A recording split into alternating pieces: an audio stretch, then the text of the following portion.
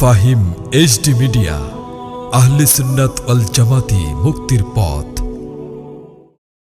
সালাম জানাই আল্লাহর সৃষ্টি জগতের যিনি প্রথম এবং প্রধান আকর্ষণ, সমস্ত নবী রাসূলদের মাথার মুকুট, শামসুল হিদায়াত, আফতাব নবুয়ত, শাহেন শাহের রিসালাত, আপনার নবী আমার নবী, तमाम বিশ্ব জগতের নবী, ইমামুল আম্বিয়া ওয়াল মুরসালিন, আশরাফুল আম্বিয়া ওয়াল মুরসালিন, শামসুদ দুহা, বদরুদ দুজা, নূরুল হুদা, নূরুন আলা নূর, সাইয়্যিদানা শাফিয়ানা হাবিবানা ওয়া মাওলানা মুহাম্মদ সাল্লাল্লাহু তাআলা আলাইহি ওয়াসাল্লামের কদমে দুরুদ ও সালাম যেন আল্লাহ কবুল আর মঞ্জুর করে, বলি আমিন।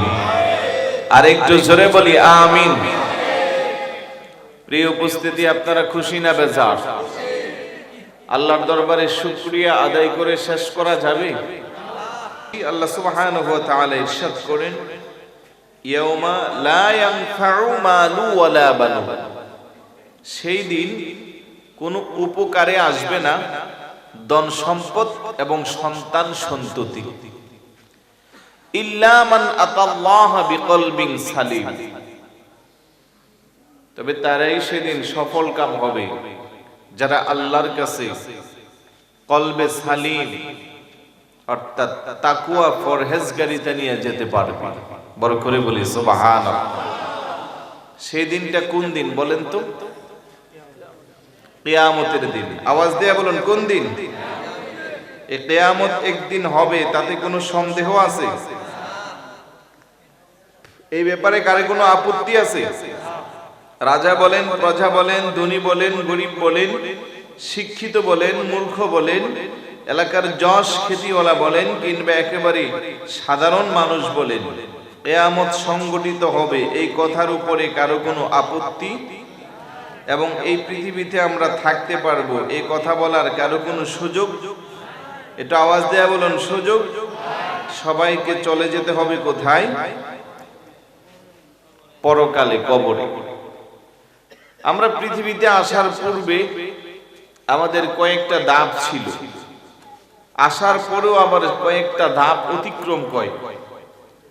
যেমন আমরা প্রথমে ছিলাম রূহের জগতে। বলেন, কোথায় ছিলাম? রূহের জগতে। সেখান থেকে আদম আলাইহিস সালাতু ওয়াস সালামকে আল্লাহ পাক সৃষ্টি করেছেন বাবা মা দুইজন ছাড়া। সুবহানাল্লাহ বলবেন না? আর আপনাকে আমাকে সৃষ্টি করেছেন আব্বা আম্মার মধ্যস্থতায়। ছিলাম রূহের জগতে, আসলাম আম্মাজানের ছোট্ট একটা পেটে। যে পেটের মধ্যে ছিলাম তখন মনে হচ্ছিল এটা একটা বিশাল জগৎ। আম্মাজানের পেট থেকে বের হলাম দুনিয়াতে। এই 25 কোটি বর্গ কিলোমিটারের পৃথিবী আমার জন্য, আপনার জন্য উন্মুক্ত। এই পৃথিবীতে কিছুদিন থাকার পরে নির্দিষ্ট সময়ে আল্লাহর ডাকে সাড়া দিয়ে চলে যেতে হবে। তারপরে দেখেন আবার একটা ছোট্ট ঘরে ঢোকাবে, যেটার পরিণাম মাত্র 3.5 হাত, যাকে বলা হয় কবর। সেই কবর থেকে আমল যদি ভালো হয় তাহলে কিন্তু ছোট্ট কবর আর ছোট্ট থাকবে না, এটা বিশাল বড় হবে। চোখের দৃষ্টি যতটুকুন, কবরের পরিধি ততটুকুন। আর আমল যদি খারাপ হয় ছোট্ট কবরটা আরো ছোট্ট হয়ে যাবে। আল্লাহু আকবার বলবেন না?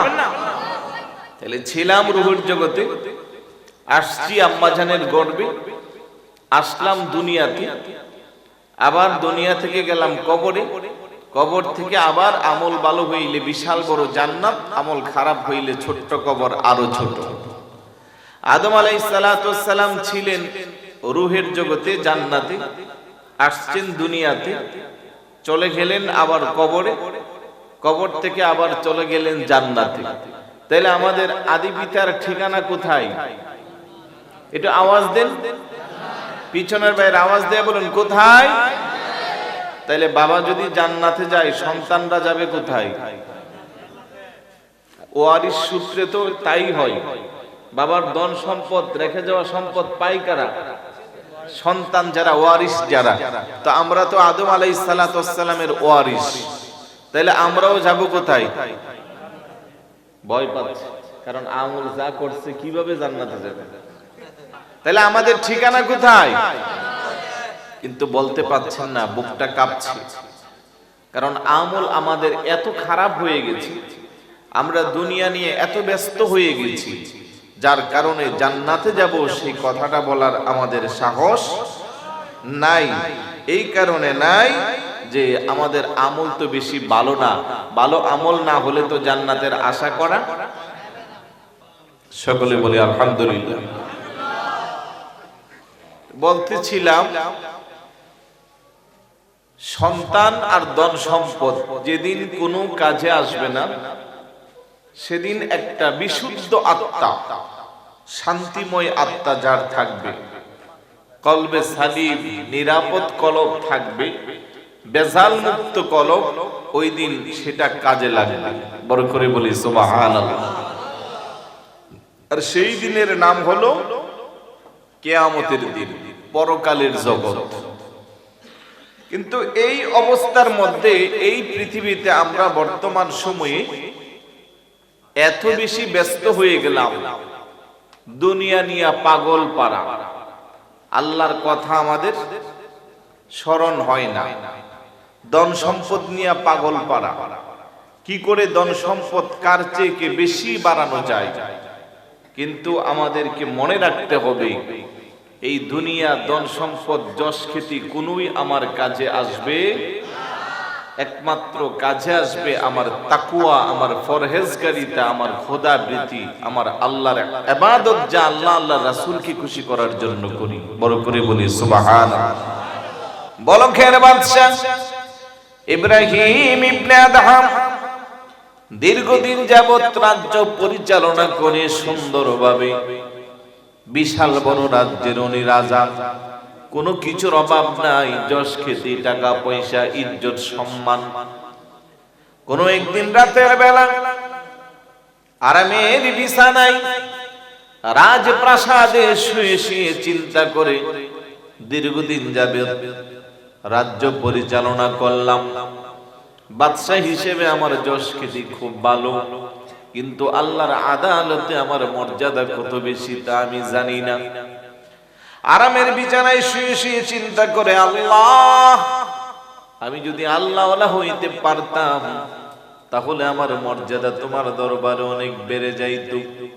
আমি যদি আল্লাহওয়ালা হইতে পারতাম, এই রাজপ্রাসাদে থাকার চেয়ে আমার মর্যাদা তোমার দরবারে অনেক বেশি হইত। এই চিন্তা করে করে রাজপ্রাসাদে যখন গভীর রজনীতে উনি টেনশনে পড়ে গেলেন, হঠাৎ করে ওনার ঘরের ছাদের উপরে আওয়াজ শোনা যায়, কে যেন টক টক করে হাঁটাহাঁটি করে। বাদশা ডাক দিয়ে, কে আপনি? এত বড় স্পর্ধা, এত বড় সাহস কার? আমি বলখের বাদশা ইব্রাহিম ইবনে আদহামের রাজপ্রাসাদে হাঁটাহাঁটি করেন। উপর থেকে ডাক দে, বাদশা কিছু মনে করবেন না, আমি একজন রাখাল। বড় করে বলুন সুবহানাল্লাহ। বাদশার মেজাজ কি ঠান্ডা না গরম? এতগুলো রাজ্যের সেনাপতি আমি নিয়োগ করলাম, চতুর্দিকে তারা বেষ্টনী দিয়ে রাখলো, কোন ধরনের মানুষ যেন আমার রাজপ্রাসাদে না আসতে পারে। সবগুলাকে অতিক্রম করে আজ রাজপ্রাসাদে একজন রাখাল। এরে রাখাল, তুমি কেন আমার ঘরের উপরে? রাখাল তো থাকার কথা মাঠে ময়দানে আর জমিনে। কথা বলেন ঠিক কিনা? ডাক দেয় বলে, রাখাল তুমি কেন আসলা? জবাব দে, বাদশা কিছু মনে করবেন না, আমি আমার একটা বকরি হারাইয়া ফেলছি, আমার হারানো বকরিটাকে খোঁজার জন্য আপনার রাজপ্রাসাদে আসছি।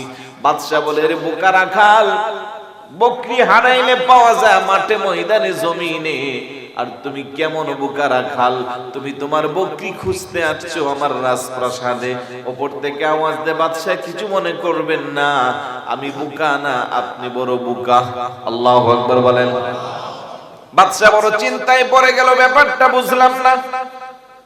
রাখাল আমার সাথে তর্কে লিপ্ত হইল আর আমাকে বলল আমি নাকি বড় বোকা। বিষয়টা একটু বোঝার আছে না নাই? ডাকদা বলে, বাদশা বুঝলাম না, আমার তুই বোকা বললি, আর রাতের বেলা আমার ছাদের উপরে তুই গরু গাদা কিংবা বকরি তালাশ করছিস? উপর থেকে ডাক দিয়ে কো বাদশাহ, আমি আপনার ছাদের উপরে বকরি তালাশ করি, এই রজনীতে যেমন করে আমি হাজারো চেষ্টা করি তালাশ করলে ছাদের উপরে আমার বকরিটাকে পাইব না। হারানো বকরি মাঠে ময়দানে জমিতে পাওয়া যায় সেটা আমি ভালো করে জানি, রাজপ্রাসাদের ছাদের উপরে বকরি পাওয়া যায় না তাও আমার জানা। বলে তাইলে কেন আসলা?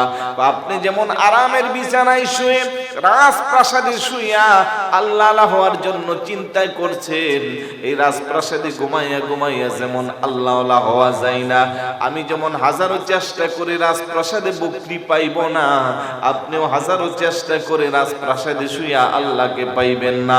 আল্লাহকে পাওয়ার জন্য একটু কষ্ট করতে হয়। চিৎকার করে বলুন সুবহানাল্লাহ।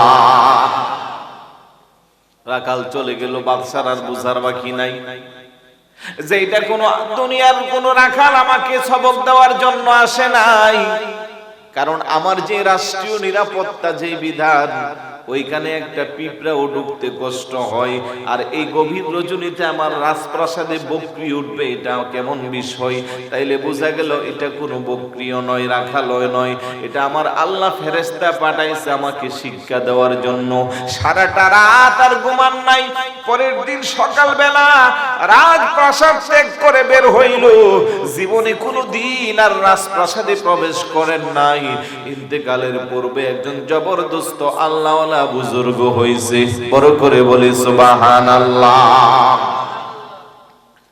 আজকে যারা রাঙ্গুনিয়ার মরিয়মনগর এই এলাকাবাসী যারা আরামের ঘুমকে হারাম করে, কনকনে শীতকে অপেক্ষা করে, মাটির বিছানায় ফরাসপাড়া শাহী জামি মসজিদ, পুরাতন শাহী জামি মসজিদ মাঠ প্রাঙ্গণে বসেছেন, আপনারা নিজেরাও জানেন না আপনাদের মর্যাদা আল্লাহর দরবারে কত বেশি। আল্লাহু আকবার বলেন। যে সমস্ত ভাইয়েরা আরামের বিছানায় শুইয়া ভালো করে কম্বল দিয়ে আলোচনা শুনছে, তাদের মর্যাদা আর আপনাদের মর্যাদা পার্থক্য আছে না নাই? আরে একটু জোরে বলুন, আছে না নাই? বলতেছিলাম একটা রাখালের ছোট্ট একটা কথাই যদি বলকের বাদশা ইব্রাহিম ইবনে আদহাম রাদিয়াল্লাহু তাআলা আনহুর গোটা জীবনটা পরিবর্তন হয়ে যা। এই মাইকে যারা কথা বলে তাদের মর্যাদা কি রাখালের চেয়ে কম না বেশি? তাইলে তাদের কোনো একজন আলেমের জবানের কোনো একটা কথায় আপনার আমার জীবনের পরিবর্তন আনতে পারে কি পারে না? আরেকটু জোরে বলুন, পারে কি না?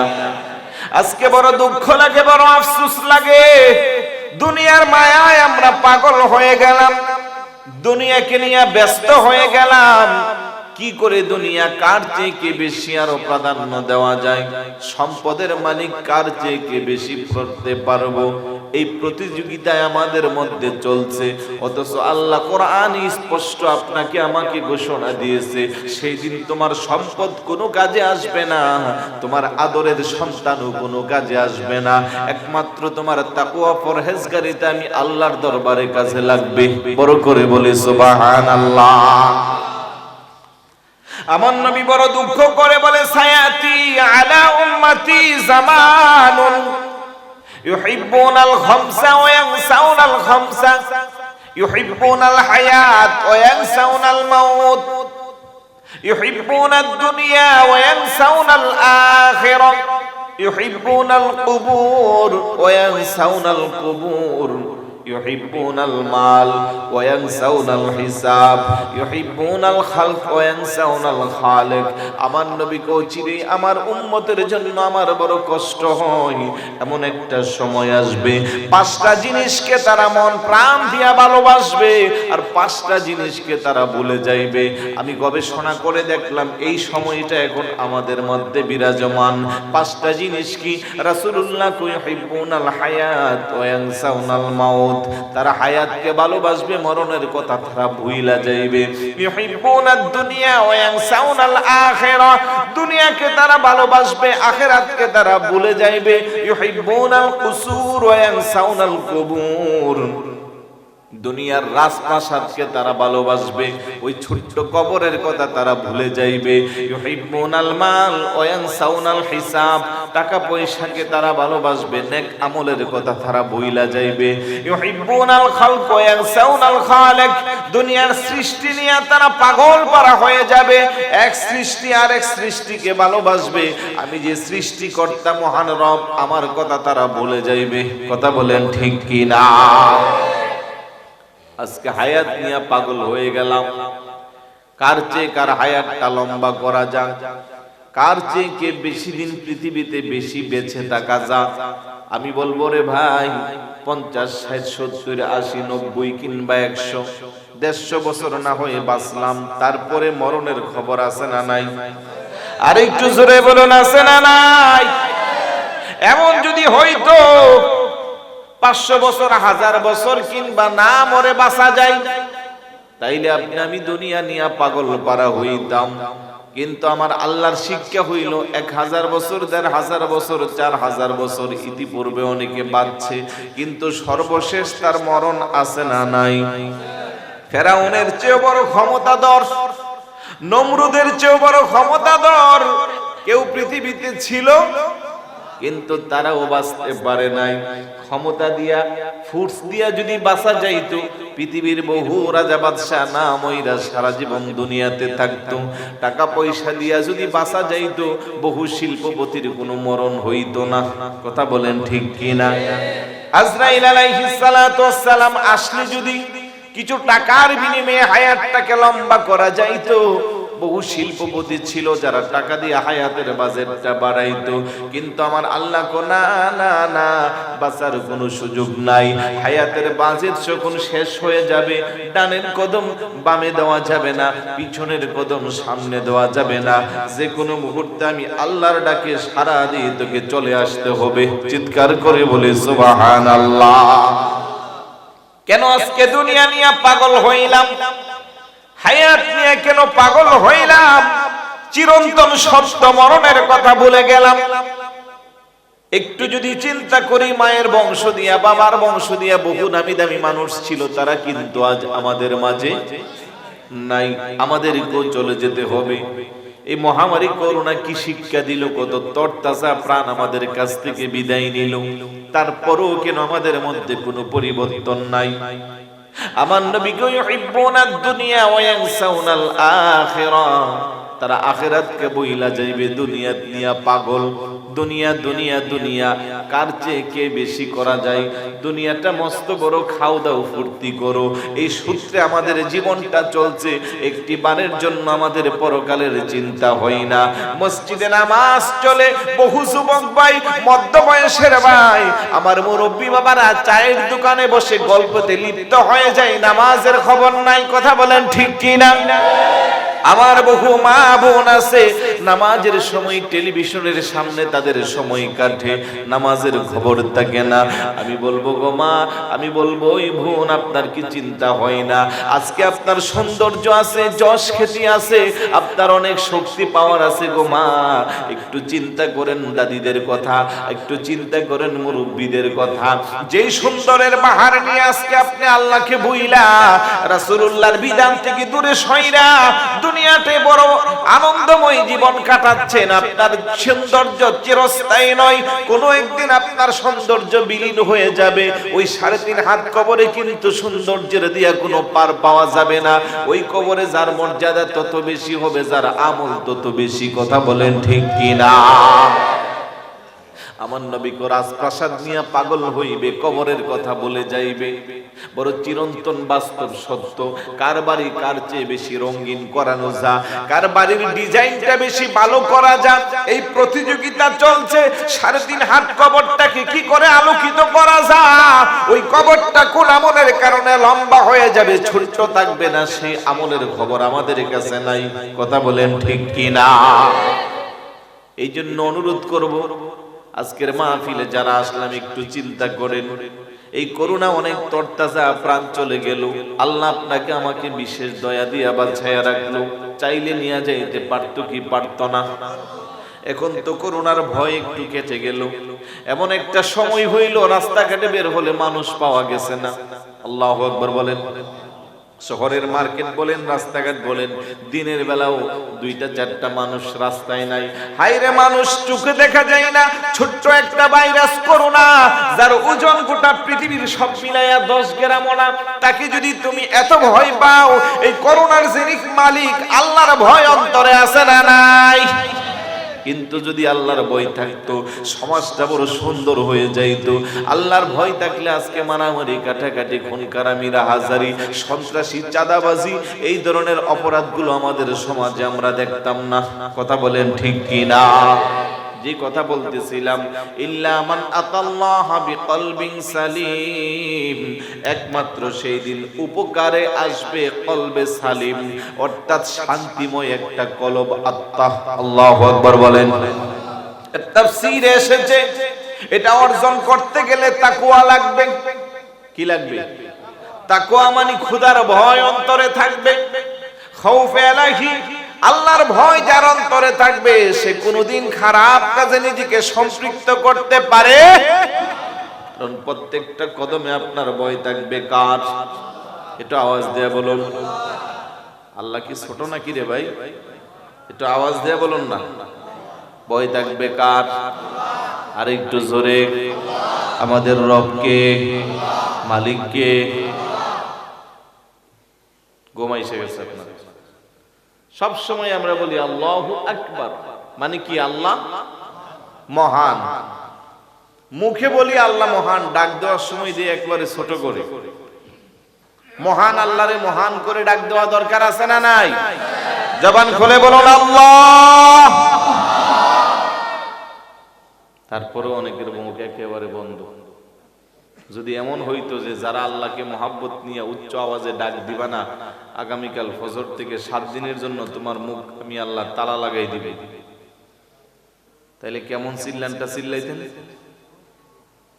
চিন্তা করতেন যে 7 দিন যদি মুখ বন্ধ রাখি কত মজার মজার খাবার থেকে আমি বঞ্চিত হইব, কত মানুষের সাথে কথা বলা থেকে বঞ্চিত হইব। অন্তত খাওয়ানোর জন্যই তো আল্লাহরে বড় করে ডাকতেন। কিন্তু আল্লাহ কি মেহেরবান দেখেন, আপনি ডাক না দিলেও আপনার সামনে সব রিজিক একেবারে সামনে। সুবহানাল্লাহ বলবেন না? আপনি আল্লাহর আমল কাজ করেন না, তারপরেও আল্লাহর দেওয়া নিয়ামতের কোনো কমতি। এটা জবান খুলে বলি আল্লাহ। পিছনের বাইরা জবান খুলে বলি আল্লাহ। হায়াতের মালিক কে? রিজিকের মালিক, ইজ্জতের মালিক, সম্মানের মালিক, সে আল্লাহকে জবান খুলে বলি আল্লাহ। আল্লাহ যেন আমাদের প্রতি অশেষ রহম নাজিল করে। আলহামদুলিল্লাহ। আরেকটু জোরে বলি আলহামদুলিল্লাহ। মনোযোগ আছে? যে কথা বলতেছিলাম যে একটা বিশুদ্ধ কলব নিয়ে যদি কবরে যাইতে চাই, তাহলে তার মধ্যে সবচেয়ে বেশি ভয় থাকবে কার? আল্লাহর ভয় আমাদের অন্তরে আছে? পিছনের বাইরে আওয়াজ দিয়ে বলুন আছে? আরে না থাকলেও তো মুখের জবান দিয়ে দাবিটা ভালো করে করেন, কারণ কথাগুলো রেকর্ড করছে, ফেরেশতারা সাক্ষী দিচ্ছে। এখন দেওয়ার সময় যদি আওয়াজটা ছোট দেন, ফেরেশতারা কইব এটা দুর্বল ইমানদার, সে নিজেই বলছে তার আল্লাহর ভয় নাই। আর আল্লাহর ভয় যদি না থাকে সে কখনো ইমানদার মুমিন হতে পারে? আর একটু জোরে বলুন আল্লাহর ভয় আছে না নাই? কম না বেশি? যার অন্তরে আল্লাহর ভয় যত বেশি, আমার আল্লাহর দরবারে তার মর্যাদা তত বেশি। সুবহানাল্লাহ বলবেন না? কারণ আপনি আমি যা করি, যা চিন্তা করি, যা ভাবনা করি, যা অ্যাকশন নেই, পৃথিবীর কেউ জানে না। স্বামী জানে না স্ত্রীর খবর, স্ত্রী জানে না স্বামীর খবর, সন্তান জানে না বাবা মার খবর, বাবা মা জানে না সন্তানের খবর, এলাকাবাসী জানে না আপনার আমার খবর। একমাত্র জানেন কে? যিনি জানেন উনি কে? আল্লাহ। সম্পত্তি বেশি হইলে মানুষ কেউ আল্লাহকে বেশি স্মরণ করে, কেউ আল্লাহকে ভুলে যায়। ইব্রাহিম খলিলুল্লাহ আলাইহিস সালাতু ওয়াস সালাম, খলিলুল্লাহ মানে আল্লাহর বন্ধু। খলিলুল্লাহ মানে কি? আল্লাহর বন্ধু। ছোট বড় মিলাইয়া জীবনে 32টা পরীক্ষা দিছি। সুবহানাল্লাহ বলবেন না? কয়টা পরীক্ষা? পরীক্ষাগুলোও আবার ছোট পরীক্ষা না, বড় বড় পরীক্ষা। নমরুদে আগুনে ফেলে দিয়েছে, তারপরেও কি আল্লাহকে বলে গেছে? বার্ধক্যজনিত অবস্থায় আল্লাহ সন্তান দিচ্ছে, সেই সন্তানের উপরে একটার পর একটা পরীক্ষা চলছে, আল্লাহকে বলছে? খুব বেশি আল্লাহর বন্ধু ফেরেশতারা আল্লাহর সাথে কয়, আল্লাহ ইব্রাহিম খলিলুল্লাহ রে তুমি যে সম্মান যশ খ্যাতি যে সম্পদ দিছো, এরকম সম্পদ হইলে সবাই তোমার কথা বলবে। তুমি এত ক্লোজ ফ্যান বানাইলা, এত ক্লোজ করে দিলা ইব্রাহিম খলিলুল্লাহকে, ব্যাপারটা বুঝলাম না। আল্লাহ কই, দেখো খলিলকে আমি মহাব্বত করি, ভালোবাসি, খলিলুল্লাহ উপাধি দিয়েছি এমনে না, আমার সাথে তার সম্পর্কটা গভীর, এই কারণে আমি দিয়েছি। সুবহানাল্লাহ বলবেন না? ফেরেশতারা কয়, আল্লাহ তোমার কথা মানি না। বলে, কেন মানো না? এত বেশি সম্পদের মালিক তুমি ইব্রাহিম খলিলুল্লাহকে বানাইয়া দিলা, ইব্রাহিম খলিলুল্লাহ এই কারণে তোমার বন্ধু। আমার আল্লাহ কো, না না না, ইব্রাহিম খলিলুল্লাহকে আমি সম্পদের মালিক বানাইছি, এই কারণে সে আমার বন্ধু না। আমার বন্ধু ওই সম্পদের চেয়ে আমি আল্লাহকে বেশি মহাব্বত করে ভালোবাসে। বড় করে বলি সুবহানাল্লাহ। কিন্তু মানুষ সম্পদশালী হইলে আল্লাহকে বলে যায়, কাল কিয়ামতের ময়দানে আল্লাহ ডাক দিবে, বান্দা তোরে আকাশচুম্বী জনপ্রিয়তা অঢাল সম্পদ দিয়েছিলাম, তুই আমাকে ভুলে গেলি। বান্দা বলবে, আল্লাহ এত বেশি সম্পদ দিলা, সম্পদের রক্ষণাবেক্ষণ করতে যাইয়া তুমি আল্লাহরে ভুলে গেছি। তখন আল্লাহ বলবে, না রে। তখন ডাক দিবে খলিলুল্লাহকে, যে আমার দোস্ত খলিলুল্লাহ তো আমাকে বলে নাই। তাফসীরে কিতাবে এসেছে ইব্রাহিম নবীর 4400 কুকুর ছিল। সেই সময়ে প্রশিক্ষণপ্রাপ্ত কুকুরের মাধ্যমে বকরির পালকে পাহারা দেওয়া হইত। একটা বকরির মধ্যে, একটা বকরির পালে কম করে 1000 বকরি থাকত। তো এরকম 400 ওনার কুকুর ছিল বকরির পাল পাহারা দেওয়ার জন্য। একটা কুকুর কয়েকটা বকরির পাল পাহারা দিতে পারে। আমি এইভাবে হিসাব করে দেখলাম, আল্লাহু আকবার, অন্তত 4 লক্ষ পশু পাখি ছিল ওনার। সুবহানাল্লাহ বলবেন না? ফেরেশতারা কয়, আল্লাহ এত সম্পদের মালিক বানাইলা, তাইলে তোমার পাগল হইব না কি হইব? আল্লাহ কয়, কি বলো, তোমরা একটা পরীক্ষা নাও। ফেরেশতারা মিটিং বসলো যে কোন পদ্ধতিতে ইব্রাহিম নবীর পরীক্ষা নেওয়া যায়, যে আসলেও কি আল্লাহ পাগল না সম্পদের পাগল। সুবহানাল্লাহ বলবেন না? ফেরেশতারা মিটিং করলো কি করা যায়। সিদ্ধান্ত নিয়ে একজন ফেরেশতা ইব্রাহিম নবীর বাড়ির পাশে রাস্তার মধ্যে বসে বসে আল্লাহর জিকির করে, আল্লাহর গুণগান গায়। কোন গুণগান? সুবহানাজিল মুলকি ওয়াল মালাকুত, সুবহানাজিল ইজ্জাতি ওয়াল আজমাতি ওয়াল হাইবাতি ওয়াল কুদরাতি ওয়াল কিবরিয়াই ওয়াল জাবারুত, সুবহানাল মালিকিল হাইয়্যিল্লাযী লা ইয়ানামু ওয়া লা ইয়ামুতু আবাদান আবাদান, সুবহুন কুদ্দুসুন রাব্বুনা ওয়া রাব্বুল মালাইকাতি ওয়ার রূহ। বড় করে বলি সুবহানাল্লাহ। এই দোয়াটা পারেননি আপনারা? বছরে 1 মাস কাজে লাগে তো। কোন মাসে? আওয়াজ দিয়ে বলুন না, কোন মাসে? শুধু রমজান মাস না, আপনি চাইলে সারা বছর পড়তে পারেন, কারণ পুরা দোয়াটা আমার আল্লাহর শান মানে ভর্তি। সুবহানাল্লাহ বলবেন না? সুবহানাজিল মুলকি ওয়াল মালাকুত, পবিত্রতা সেই আল্লাহ যিনি সমস্ত রাজ্যের মালিক, সমস্ত ফেরেশতাদের মালিক। সুবহানাল্লাহ বলবেন না? সুবহানাজিল ইজ্জাতি ওয়াল আজমাতি ওয়াল হাইবাতি, সুবহান, পবিত্রতা সেই আল্লাহ, সেই আল্লাহর জন্য আমরা পবিত্রতা আদায় করব, শুকরিয়া আদায় করব। ইজ্জত মানে যার ইজ্জত বেশি, আজমাত মানে ক্ষমতা শক্তি, ওয়াল হাইবাতি, এইভাবে দেখা যায় সবগুলা শুধু আল্লাহর গুণবাচক শব্দ, আল্লাহর গুণবাচক নাম। তো এইগুলো যখন একটা ভিক্ষুক রাস্তার পাশে বসে বসে জিকির করছে, ইব্রাহিম খলিলুল্লাহ হঠাৎ করে ওনার কানে আওয়াজ আসছে, একটা দৌড় দিয়ে ভিক্ষুকের কাছে গেছে। সুবহানাল্লাহ বলবেন না? ডাক দা বলেন, এই মিসকিন, রাস্তার পাশে বসে বসে তুমি আল্লাহর জিকির করো, তুমি কি যেন আমার আল্লাহর নামে গুণবাচক শব্দগুলা উচ্চারণ করলা, আবার যদি নতুন করে শোনাইতে আমার বড় শান্তি লাগতো। আল্লাহু আকবার বলেন। ফকির চুপচাপ না, যা বলছি আর বলা যাবে না। অর্থাৎ এতক্ষণ যাবত আল্লাহর জিকির করি, কেউ আমার 10টা টাকাও দিছে না, তুমি কে আসলা আবার তোমারে নতুন করে শোনাইবো?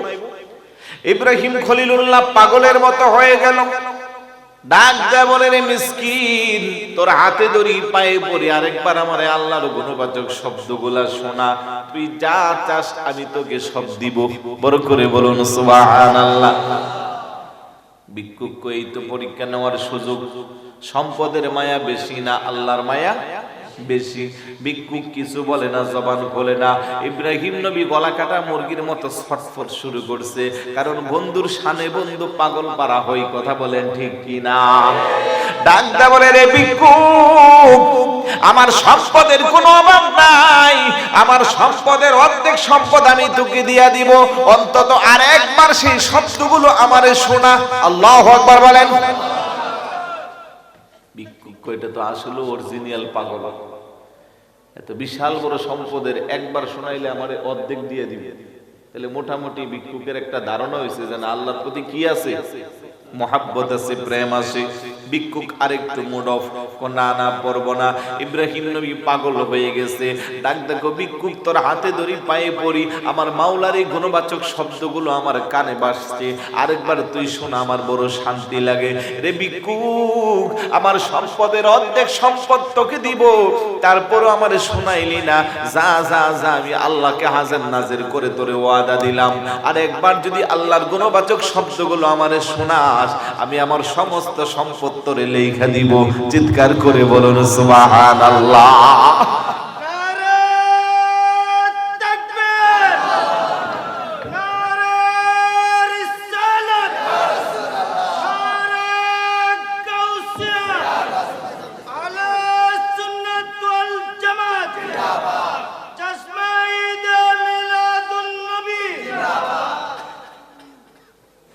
ইব্রাহিম নবীর কথা শুনে ভিক্ষুক, ঠিক আছে শোনাচ্ছি, আপনি একটু চোখ বন্ধ করেন। তো ইব্রাহিম নবী চোখ বন্ধ করছে। একটু পরে ভিক্ষুক চোখ খুলে, চোখ খোলায় দেখে আর কোনো মানুষ নেই। সুবহানাল্লাহ বলবেন না? ততক্ষণে খলিলুল্লাহর খবর হয়েছে, আসলে এটা মানুষ না, এটা আল্লাহর পাঠানো ফেরেশতা। সে আসছে আমি খলিলুল্লাহকে পরীক্ষা করার জন্য। কিন্তু তারা জানে না যে আমি খলিলুল্লাহ সম্পদের মালিক না, আমি খলিলুল্লাহ সম্পদকে মহব্বত করি না, যশ খ্যাতি ইজ্জতকে মহব্বত করি না। আমি আমার জানের চেয়েও, আমার সন্তানের চেয়েও, আমার সম্পদের চেয়েও আমি আমার মাওলাকে বেশি মহব্বত করি। চিৎকার করে বলি সুবহানাল্লাহ। ফেরেশতারা আল্লাহর কাছে গিয়া কয়, আল্লাহ সরি, মাফ কইরা দেন। কি হইছে? আপনার কথাই ঠিক, আপনার খলিল দুনিয়ার সম্পদের মালিক না, আপনার খলিল আপনারই পাগল। আপনার খলিল দুনিয়ার সম্পদের পাগল না, খলিলুল্লাহ আপনারই পাগল। এত সম্পদ থাকার পরেও কি আল্লাহর কাজ কোনো একটা পরে করছে? কোনো একটা কাজে ফাঁকি দিছে? আমাদের সমাজে আমরা একটু সম্পদের মালিক হইলাম, নামাজের টাইম নাই, মাহফিলে আসার টাইম নাই, রোজা রাখার টাইম নাই, ইবাদত বন্দেগী করার টাইম নাই, ব্যস্ত হয়ে গেলাম। এই ব্যস্ততা দিয়ে আল্লাহর দরবারে পার পাওয়া যাবে? কাল কিয়ামতের ময়দানে কিছু মানুষ আল্লাহর কাছে আরজি দিবে, আল্লাহ আমি বড় দারিদ্র ছিলাম, বড় অভাবী ছিলাম, খোদার তাড়না কিংবা রিজিকের অন্বেষণে তুমি মাওলার ইবাদত বন্দেগী করতে পারি না। আমার আল্লাহ বলবে, তুমি কেমন অভাবী ছিলা? আল্লাহ এক বেলা খাইলে আরেক বেলা খাইতে পারতাম না। আমার আল্লাহ ডাকতে বলবে, জিবরাইল যাও যাও যাও, আমার দোস্ত হাবিবুল্লাহকে আমার সামনে হাজির করো। বড় করে বলুন সুবহানাল্লাহ। আপনার আমার পেয়ারা নবী হাজির হইবে, ডাক দিয়া বলবে, রে বান্দা, তুই কি আমার বন্ধুর চেয়ে বড় অভাবী ছিলি? আমার বন্ধু চাইলে উহুদ পাহাড়টাকে আমি স্বর্ণ দিয়ে রূপান্তরিত করে দিতে পারতাম, কিন্তু আমার বন্ধু অনেক কষ্টে জীবন কাটাচ্ছে। 3 দিন চুলায় আগুন জ্বলে না, তারপরেও তো একটি মুহূর্তের জন্য আমি আল্লাহকে ভুলে যান নাই। আমি আল্লাহর প্রেমের পাগল পারা ছিলেন। তুই ভিক্ষুক, তুই অভাবী ছিলি, কিন্তু না খায়া তো তুই মারা যাস না। অন্তত ভালো খাবারের জায়গায় একটু মন্দ খাবার খাইছো, 3 বেলার জায়গায় 1 বেলা খাইছো। দারিদ্রতার দোহাই দিয়া তুমি পার পাইতে পারবা না। আমার হাবিবুল্লাহ পেটের মধ্যে পাথর বাইদা বাইদা জীবন কাটাইছে, কয়েকদিন না খায়া থাকছে। আমার হাবিবুল্লাহর আওলাদ বড় কষ্ট করছে। জান্নাতের কোটি কোটি যুবকদের সর্দার সাইয়্যিদুশ শুহাদা, শহীদ দস্তে কারবালা আমার ইমাম হুসাইন রাদিয়াল্লাহু তাআলা আনহু নাকি অনেক দিন রাত যাপন করেছে। খাতুনে জান্নাত মা ফাতেমা রাদিয়াল্লাহু তাআলা আনহা, হাসান কান্দে, হুসাইন কান্দে, ঘরে কোনো খাবার নাই, চুলায় আগুন জ্বলে না। চিন্তা করলো ছোট বাচ্চা কি করে ঘুম পাড়ানো যায়। খালি ডেকচির মধ্যে পানি দিয়া উপরে ভালো করে ডাকটা দিয়ে আগুন দিছে, আর বলছে হাসান কান্না করিও না, হুসাইন কান্না করিও না, কিছুক্ষণের মধ্যে তোমাদের জন্য খাবার নিয়ে আসবো। ইমাম হাসান আর হুসাইন ডেক্সির দিকে তাকাইয়া কান্না করতে করতে ক্লান্ত হইয়া ঘুমাইয়া গেছে। আমার খাতুনে জান্নাত মা ফাতেমা আল্লাহর কুদরতি কদমে সিজদায় পড়ে কান্না করে শুকরিয়া আদায় করছে। আল্লাহ, তুমি দেখলা আমার হাসান কান্দে, হুসাইন কান্দে, আমি তো খালি ডেক্সির মধ্যে পানি দিয়া প্রতারণা করলাম, তুমি আমারে মাফ করে দিও। প্রতারণার শাস্তি তুমি আমারে দিও না, কারণ আমি গরিব, আমি অসহায়, বাচ্চাদের খাবার নাই। চিৎকার করে বলুন সুবহানাল্লাহ। আজকের মুসলমান ফরাসপাড়া মনিয়মনগরের একটা ফ্যামিলি খুঁজে পাওয়া যাইবে না যারা বাচ্চাকে না খাওয়ায় এরকম অবস্থা করে। আছে নাকি? আজকে খাবারের অভাব নাই, কেউ একটু ভালো খায়, কেউ একটু মন্দ খায়, কিন্তু খাবারের অভাব নাই। ঘরে ঘরে খাবার পর্যাপ্ত পরিমাণ, প্রত্যেকের ঘরে ঘরে ফ্রিজ আছে, ফ্রিজের ভিতরে ভালো মন্দ খাবার রিজার্ভ করা আছে। পোশাকের অভাব নাই, টাকা পয়সার অভাব নাই, তারপরেও মানুষগুলা কেন আল্লাহকে বইলা গেল? আল্লাহর হাবিবুল্লাহর চেয়ে বেশি অভাবী পৃথিবীতে আর কেউ আমার আল্লাহ দেন নাই। কেন হাবিবুল্লাহকে অভাব দিয়েছেন? আপনাকে আমাকে শিক্ষা দেওয়ার জন্য, কারণ আমি আল্লাহর হাবিবুল্লাহর উম্মত। কথা বলেন ঠিক কিনা? অসহায় দরিদ্রের ওসিলা দিয়া কেউ কোনোদিন পার পাইতে পারবেন না। সেদিন পেয়ারা নবীর আদালতে, পেয়ারা নবীর কাছে, আল্লাহর আদালতে আপনি আমি লজ্জায় পড়ে যাইব। কিছু কিছু মানুষ বলবে, আল্লাহ আমি বড় অসুস্থ ছিলাম, সেই কারণে তোমার নামাজ পড়তে পারি না। কারণ কিছু মুসলমান একটু করে একটু অসুস্থতার ভান পাইলে নামাজ ত্যাগ করে কি করে না? রমজানে বহু ভাই রোজা ত্যাগ করে, হুজুর বিশ্বাস করেন আমার গ্যাস্ট্রিক বেড়ে যায়, রোজা রাখতে পারি না। বহু মানুষ নামাজ আদায় করে না। আবার অনেকে মসজিদে আইসা ভালো ভালো চেয়ার খুঁজে, ভালো করে চেয়ারের মধ্যে সাহেবের মতো বসে নামাজ পড়ে। আছে না নাই? কিছু মনে করবেন না, বর্তমানে মসজিদগুলো যেন একটা চেয়ারের ফ্যাক্টরি। জানি না রাঙ্গুনিয়ার কি অবস্থা।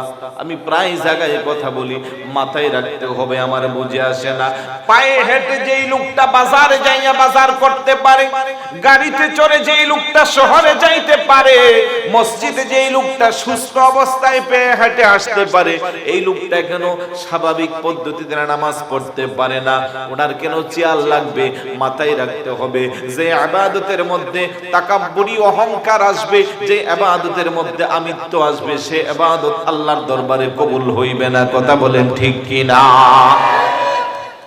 আপনি মসজিদে আসলে চেয়ার ছাড়া নামাজ পড়তে পারেন না। একই মানুষ আপনি জমিতে গেলে আবার হাল চাষ করতে পারেন, জমি জামার ব্যক্তিগত কাজগুলা করতে পারেন। আছে না নাই? আছে না নাই? বলে জমিতে যদি আমি না করি, একটা কাজের লোক নিলে মাসে 500 টাকা, দৈনিক 500 টাকা দিতে হবে। সুতরাং টাকার পুরানি ওই জায়গা কোমরের ব্যথা থাকে না। আর মসজিদে আসলে যেহেতু এসির নিচে, ফ্যানের নিচে চেয়ার দিয়া বসা যায়, একটু করে বসে বসে নামাজ পড়লাম।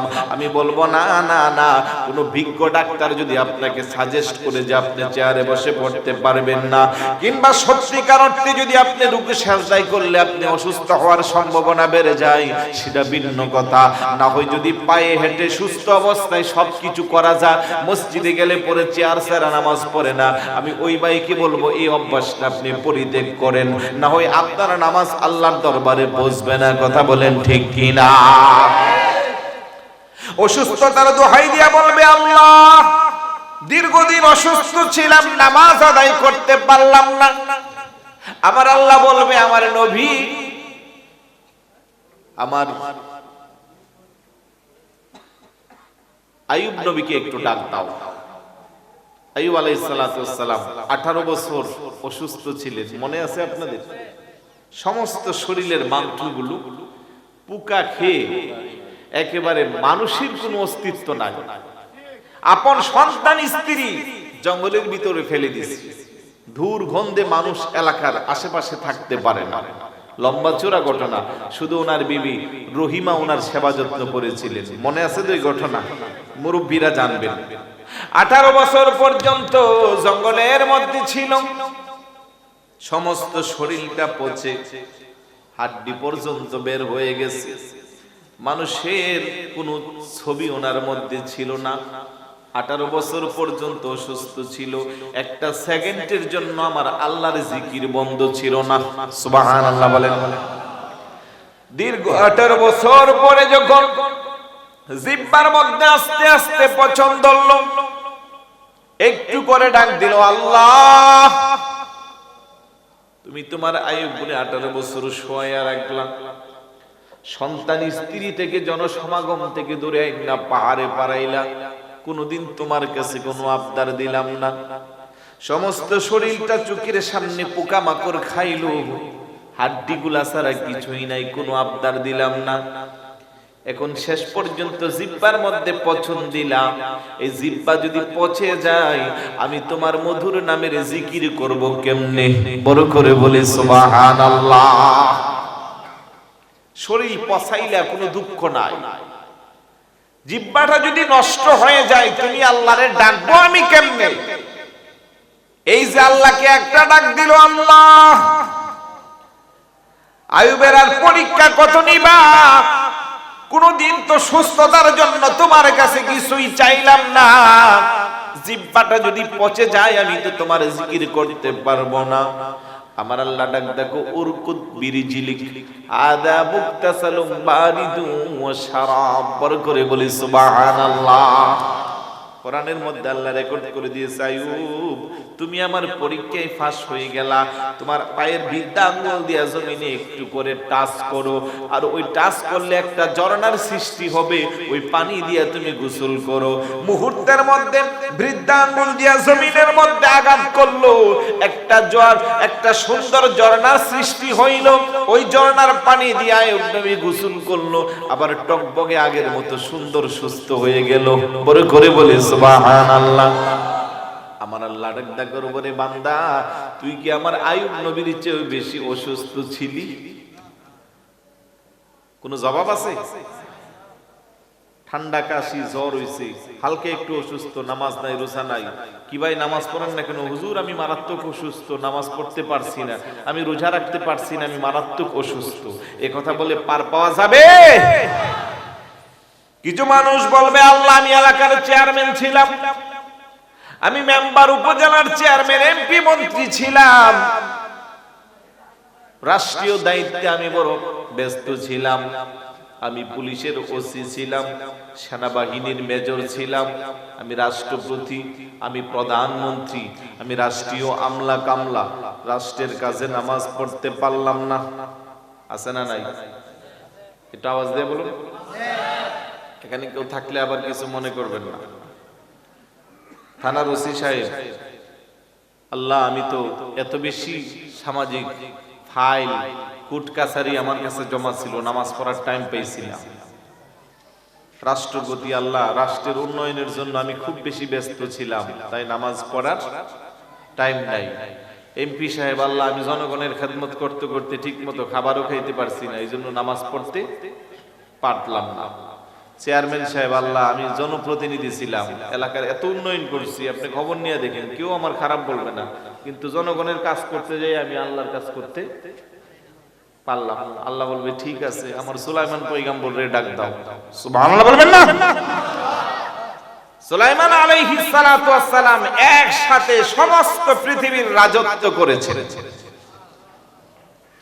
পৃথিবীতে দুইজন মুসলিম শাসক ছিলেন যারা সমস্ত জাহানের রাজত্ব করেছে।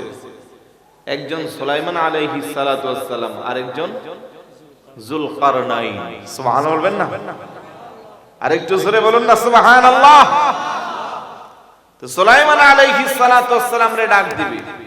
আমাদের দেশের প্রধানমন্ত্রীর কথা তো শুধু আমরা শুনি, আমরা মানুষ যারা তাও শুনি কিন্তু মানি না। কথা বলেন?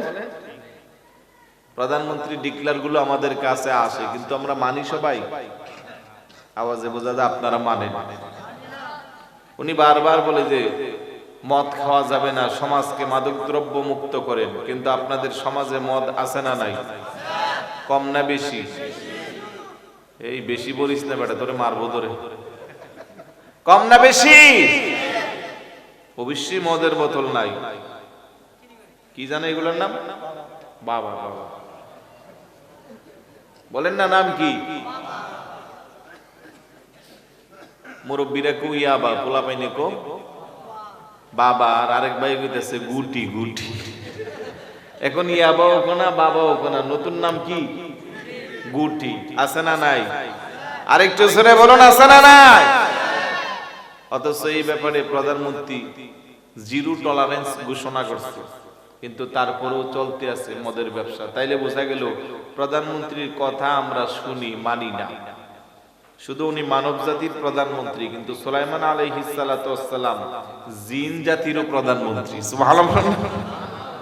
উনার কথা শুধু মানুষ শুনতো না, জিন পশু পাখি যা আছে সবাই ওনার তাবেদার। উনি যা বলতো সব শুনতো। মজার ব্যাপার হলো আমাদের প্রধানমন্ত্রী রাঙ্গুনিয়া আসতে নিলে 1 মাস আগে থেকে প্রস্তুতি। হেলিকপ্টারে আসবে, বিশিষ্ট ফ্লাইটে, না হয় গাড়ি দিয়ে আসলে তো আরো ঝামেলা। কিন্তু সুলাইমান নবীর কোনো স্পেশাল ফ্লাইট ছিল না। উনি মুহূর্তের মধ্যে জিনেরে বলতো, এই জিন বলে কি আমি এখন কই? ফরসপাড়া রাঙ্গুনিয়া, ফরাসপাড়া মরিয়মনগর রাঙ্গুনিয়া, আমার এখন একটু থাইল্যান্ড যাইতে মন চাইছে, এখন নিয়ে যা। তো ওনার সদল বলে 20-30 হাজার কাফেলা নিয়া জিন আস্তে করে সেকেন্ডের মধ্যে ওনাকে নিয়ে যাইত। সুবহানাল্লাহ বলবেন না? উনি শুধু member, chairman, Bangladesh, Asia, Africa, Europe, Singapore, Pakistan এই এরিয়ার প্রধানমন্ত্রী না, উনি গোটা আল্লাহর সমস্ত রাজ্যের প্রধানমন্ত্রী। আচ্ছা, ওনার চেয়ে ব্যস্ত আর কেউ আছে নাকি? এটা আওয়াজ দেয়া বলুন। উনি ডাক দিবে, আমার সুলাইমান পয়গম্বরে ডাক দাও। আর মরিয়মনগরের ফরাসপাড়ার মেম্বার, চেয়ারম্যানরে ডাক দাও। কারণ ফরাসপাড়ার চেয়ারম্যান কি কয়, মরিয়মনগরের চেয়ারম্যান কি কয় যে আল্লাহ, আমি তো দুনিয়া নিয়া এই সামাজিক উন্নয়নমূলক কাজে ব্যস্ত ছিলাম, এই জন্য নামাজ আদায় করতে পারছি না। তখন আল্লাহ সুলাইমান নবীরা ডাক দিয়ে দিব, তুমি কি আমার সুলাইমানের চেয়েও বেশি ব্যস্ত ছিলা, যিনি সমস্ত রাজ্যের রাজা? আল্লাহু আকবার বলবেন না?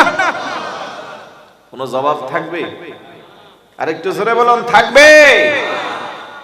মাথায় রাখতে হবে ঈমানদার মুসলমান, যারা পরিমাণ যদি আল্লাহকে ভয় করি, আল্লাহর ভয় যদি দুনিয়ায় থাকে, তাহলে আজকে সন্তানের মায়া ত্যাগ করতে হবে, সম্পদের মায়া ত্যাগ করতে হবে। আল্লাহ কো ইয়াউমা লা ইয়ানফাউ মালু ওয়ালা বানুন, সেই দিন কিয়ামতের দিন তোমার কোনো উপকারে তোমার সন্তান আসবে না, তোমার কোনো উপকারে তোমার সম্পত্তিও আসবে না, ইল্লা মান আতাল্লাহ বিকলবিন সালিম, একমাত্র আমি আল্লাহর কাছে তুমি নিয়ে আসতে পারবা কলবে সালিম। চিৎকার করে বলুন সুবহানাল্লাহ। সন্তানের প্রেমে পইরা বহু আম্মা নামাজ কাজা করে, আছে না নাই? সন্তানের প্রেমে পইরা বহু আব্বা অবৈধ ইনকাম করে, আছে না নাই? যে সম্পদকে, সন্তানকে ভালো স্কুলে পড়াতে হবে, না হয় আমার যশ খ্যাতি কমে যাবে। সন্তানকে ভালো কলেজে পড়াতে হবে, না হয় আমার যশ খ্যাতি কমে যাবে। সন্তানকে শহরে রাখতে হবে, না হয় এলাকার মানুষের কাছে আমার ভাবমূর্তি নষ্ট হইবে। শহরে রাখতে গেলে মাসে 15 থেকে 20,000 টাকা বাসা ভাড়া, আনুষঙ্গিক খরচ অন্তত 50,000 টাকা মাসে লাগবে। চাকরি কইরা বৈধ ইনকামে 25,000 টাকা, আরো তো 25,000 টাকার শর্ট। এবার কি শুরু করলাম? অবৈধ ইনকাম। সরকারি চাকরি করলে ফাইল আটকাইয়া খাইলাম, বেসরকারি হইলে যেভাবে সুবিধা ওইভাবে শুধু পকেটে টাকা নিলাম। আছে না নাই? আরেকটু জোরে বলুন। একটা নেক সন্তান পৃথিবীর চেয়ে দামি, এই কথাটা কি আপনারা বিশ্বাস করেন? আওয়াজে বোঝা যায় সবাই করেন না। একটা নেক সন্তানের মর্যাদা সমস্ত পৃথিবীর চেয়ে আরো বেশি। কাবুলের বিখ্যাত একজন মহিলা বেগম দুস্ত মোহাম্মদ খান, নাম কি? কাবুলের বাদশাহ যিনি ছিলেন, ওই বাদশার স্ত্রী বেগম দুস্ত মোহাম্মদ খান প্রচুর সম্পদের মালিক। রাজাও খুব রাজকীয় ভাবে ওনার রাজ্য পরিচালিত করেন। কোন এক সময় রাজ্যের পার্শ্ববর্তী কান্ট্রির সাথে ভুল বোঝাবুঝি সৃষ্টি হয়ে রাজ্যে বিশৃঙ্খলা সৃষ্টির জন্য ঝগড়া শুরু হয়ে গেল। বাদশাহ ওনার সন্তানকে সেনাপতির দায়িত্ব দিয়া ফোর্স দিয়া পাঠিয়ে দিচ্ছে শত্রু যারা তাদের সাথে মোকাবেলা করার জন্য। বাদশায় আসলো। অন্দরমহলে ঢোকার সময় চেহারাটা বড় মলিন। গভীর মনোযোগ দেন, এখান থেকে অনেক শিক্ষণীয় কথা। চেহারাটা মলিন। স্ত্রী বলে, স্বামী আমার এরকম বিবর্ষ চেহারা নিয়ে কখনো আপনাকে অন্দরমহলে প্রবেশ করতে দেখি নাই, আজ এমন কেন আপনার চেহারা? বাদশাহ বলে, প্রাণের স্ত্রী প্রিয়তমা, পার্শ্ববর্তী কান্ট্রির সাথে আমাদের দ্বন্দ্ব হচ্ছে, বোধহয় ওরা আমাদের রাষ্ট্রকে দখল করবে, আমাকে ক্ষমতাচ্যুত করবে, রাজপ্রাসাদ সব থেকে তোমাকে বঞ্চিত করবে। আর মোকাবেলা করার জন্য আমি আমার সন্তানকে পাঠিয়ে দিয়েছি। স্ত্রীকে আপনি চিন্তা করবেন না, আমার সন্তানকে আল্লাহ বিজয় দান করবে। বড় করে বলি সুবহানাল্লাহ। একদিন পার হয়ে গেল, রাষ্ট্রীয় সমস্ত সংবাদ মাধ্যমের মধ্যে সংবাদ ছড়িয়ে গেল, কাবুলের বাদশার আদরের সন্তান পার্শ্ববর্তী কান্ট্রির শত্রুদের সাথে মোকাবেলা করতে যাইয়া যুদ্ধের ময়দানে পরাজিত হইয়া দেশে ফিরে আসছে। বাদশার চেহারাটা বড় মলিন। স্ত্রীর কাছে আবার দৌড়ায় গেল, ডাক দিয়ে বলো, আপনার আমার জীবনের সব শেষ। স্ত্রী বলল, স্বামী আমার ব্যাপার কি? বাদশা কই, মাত্র রাষ্ট্রীয় সংবাদ মাধ্যমের মাধ্যমে খবরটা প্রকাশ হইল, আমাদের সন্তান পরাজিত হইয়া তার দলবল নিয়ে চলে আসতেছে। বাদশার স্ত্রী বেগম দুস্ত মোহাম্মদ খান বলে, স্বামী আপনার কথা আমি মানতে পারি না, আমার সন্তান কোনোদিন পরাজিত হয়ে আসবে না, আমার সন্তান পরাজিত হয়ে দেশে ফিরবে, এটা একটা মিথ্যা বানোয়ার তথ্য। না না, এটা রাষ্ট্রীয় সংস্থার সংবাদ। আপনার রাষ্ট্রীয় সংস্থা মিথ্যা সংবাদ দিচ্ছে। বড় করে বলে সুবহানাল্লাহ। রাষ্ট্রের সমস্ত পেপার পত্রিকায়, টেলিভিশনের নিউজে একটা পত্রিকা একটা সংবাদ আসবে, আর ঘরের কোনায় একজন সাধারণ মহিলা বলবে যে এটা মিথ্যা সংবাদ, রাষ্ট্রের সবগুলা মিথ্যা বলছে। এটা কি কখনো মেনে নেওয়া যায়? বাদশা ডাকতে বলে, প্রিয়তমা স্ত্রী আমার, আপনার কথার সাথে কোনোভাবে আমি মিল নিতে পারলাম না। রাষ্ট্রীয় সমস্ত সংবাদ মাধ্যম আপনাকে আমাকে জানাইয়া দিল আমাদের সন্তান পরাজিত হয়ে ফিরে আসছে। মহিলা কো, না না, এটা মিথ্যা। বাদশা কো, মহিলারা এমন কত কথাই তর্ক করে, এটা স্বাভাবিক নিয়ম। মহিলা কো, না না না, আপনি আমাকে সাধারণ 10টা-5টা মহিলার সাথে তুলনা করবেন না, আমি বিশ্বাস করি আমার সন্তান বিজয়ী বেশে ফিরে আসবে। বড় করে বলে সুবহানাল্লাহ। বাদশা কো, আপনার কাছে কি ইলহাম আইছে নাকি? সুবহানাল্লাহ বলবেন না? আপনি কি গায়েব জানেন? আল্লাহ কি আপনার কাছে ইলহাম পাঠাইছে? না এটা এলহামের কথা না। তাহলে একটু আমাকে খুলে বলেন, পানের স্বামী খুলে বলতে গেলে তো অতীতের ইতিহাস বলা যাইবে না। আপনি আমার কেমন প্রিয়তমা স্ত্রী হইলেন, স্বামীর কাছে আপনার গোপন কথা আরো গোপন করেন। বাচ্চার উদ্দেশ্য হইল ভিতর থেকে কথাটা বের করে নিয়ে আসা। শেষ পর্যন্ত বেগম দুস্ত মোহাম্মদ খান বড় আবেদা মহিলা ডাক দিয়া বলে, স্বামী তাহলে শুনেন, এই সন্তান যখন আমার গর্ভে এসেছিল, যতদিন এই সন্তান আমার গর্ভে ছিল, আমি কোনোদিন কোনো হারাম উপার্জনের খাবার আমার মুখের কাছে আনি নাই। কোনো একটা খাবার আপনি আনছেন, কোনোভাবে আমার সামনে আসছে, তার মধ্যে যদি বিন্দু মাত্র যাররা পরিমাণ সন্দেহের সৃষ্টি হয়েছে, আমি সন্দেহের খাবারটাকেও দূরে রাখছি। বড় করে বলি সুবহানাল্লাহ। এই সন্তান যখন আমার গর্ভে আসছে, আমি 5 ওয়াক্ত নামাজ আদায় করছি, ইশরাক আওয়াবিন তাহাজ্জুদের নামাজ আদায় করছি, আল্লাহর কাছে ফরিয়াদ করছি, আল্লাহ তুমি আমার সন্তানের রক্তে মাংসে গড়া, তুমি আল্লাহর তাকওয়া অর্জন দিয়ে দাও, তুমি আল্লাহর ভয় যেন আমার সন্তানের মধ্যে থাকে, আমার সন্তানটাকে তুমি বীর মুজাহিদ হিসেবে কবুল করো। বড় করে বলেন সুবহানাল্লাহ। ডাক দেয়া বলে, প্রাণের স্বামী, শুধু আমি এই সন্তানটাকে এইভাবে হালাল খাবার আমি খাইছি তাই না, আমার সন্তান যখন দুনিয়াতে আসলো, সন্তানকে যখন আমি দুধ পান করাইতাম, প্রথমে আমি উযু বানাইয়া 2 রাকাত নফল নামাজ আদায় করতাম, 2 রাকাত নফল নামাজ আদায় করে সন্তানের মুখে যখন আমি স্তন্য দিতাম, তখন আল্লাহর নবীর উপরে বেশি বেশি মহব্বত নিয়ে দুরূদ শরীফ পাঠ করতাম, আল্লাহর কাছে ফরিয়াদ করতাম, আল্লাহ আমি একমাত্র হালাল উপার্জন খাইয়া আমার সন্তানটারে পেটের ভিতরে বড় করলাম, দুনিয়াতে আনার পরে আমি আমার খাবার স্তন্যটাকে পান করাইলাম, এই স্তন্য যে সন্তানের মুখে যাইবে সে যেন তাকওয়া আল্লাহওয়ালা খোদাবিরু হয়, সে যেন কখনো পরাজিত না হয়, তাকে তুমি ইসলামের বীর মুজাহিদ হিসেবে কবুল করো। বড় করে বলুন সুবহানাল্লাহ। প্রাণের স্বামী আমার, আমার এই অজানা তত্ত্বগুলো আপনি জানেন না, পৃথিবীতে কেউ জানে না, একমাত্র জানে আমার আল্লাহ। যেই সন্তানকে গর্ভে নিয়ে আমি একটা হারাম উপার্জন পেটের মধ্যে প্রবেশ করাইলাম না, যেই সন্তানকে দুধ পান করাবার পূর্বে আমি 2 রাকাত নফল নামাজ আদায় করে আল্লাহর কাছে ফরিয়াদ করে বেশি বেশি দুরূদ শরীফ পড়তাম, জিকির আজকার করতাম, চোখের পানি ছেড়ে ছেড়ে আমার দুধের স্তন্যগুলা সন্তানকে পার করাইতাম। আপনি যখন বললেন আমার সন্তান পরাজিত হয়ে আসছে, আমি এই কারণে বললাম যে আমার এই সন্তান কখনো পরাজিত হইবে না, প্রয়োজনে যুদ্ধের ময়দানে শহীদ হইবে। বড় করে বলি সুবহানাল্লাহ। খাঁটি ইমানদার যখন যুদ্ধের ময়দানে যায়, যুদ্ধ করে শহীদ হয় না, হয়ে গাজীর বেশে ফিরে আসে। আল্লাহু আকবার বলেন।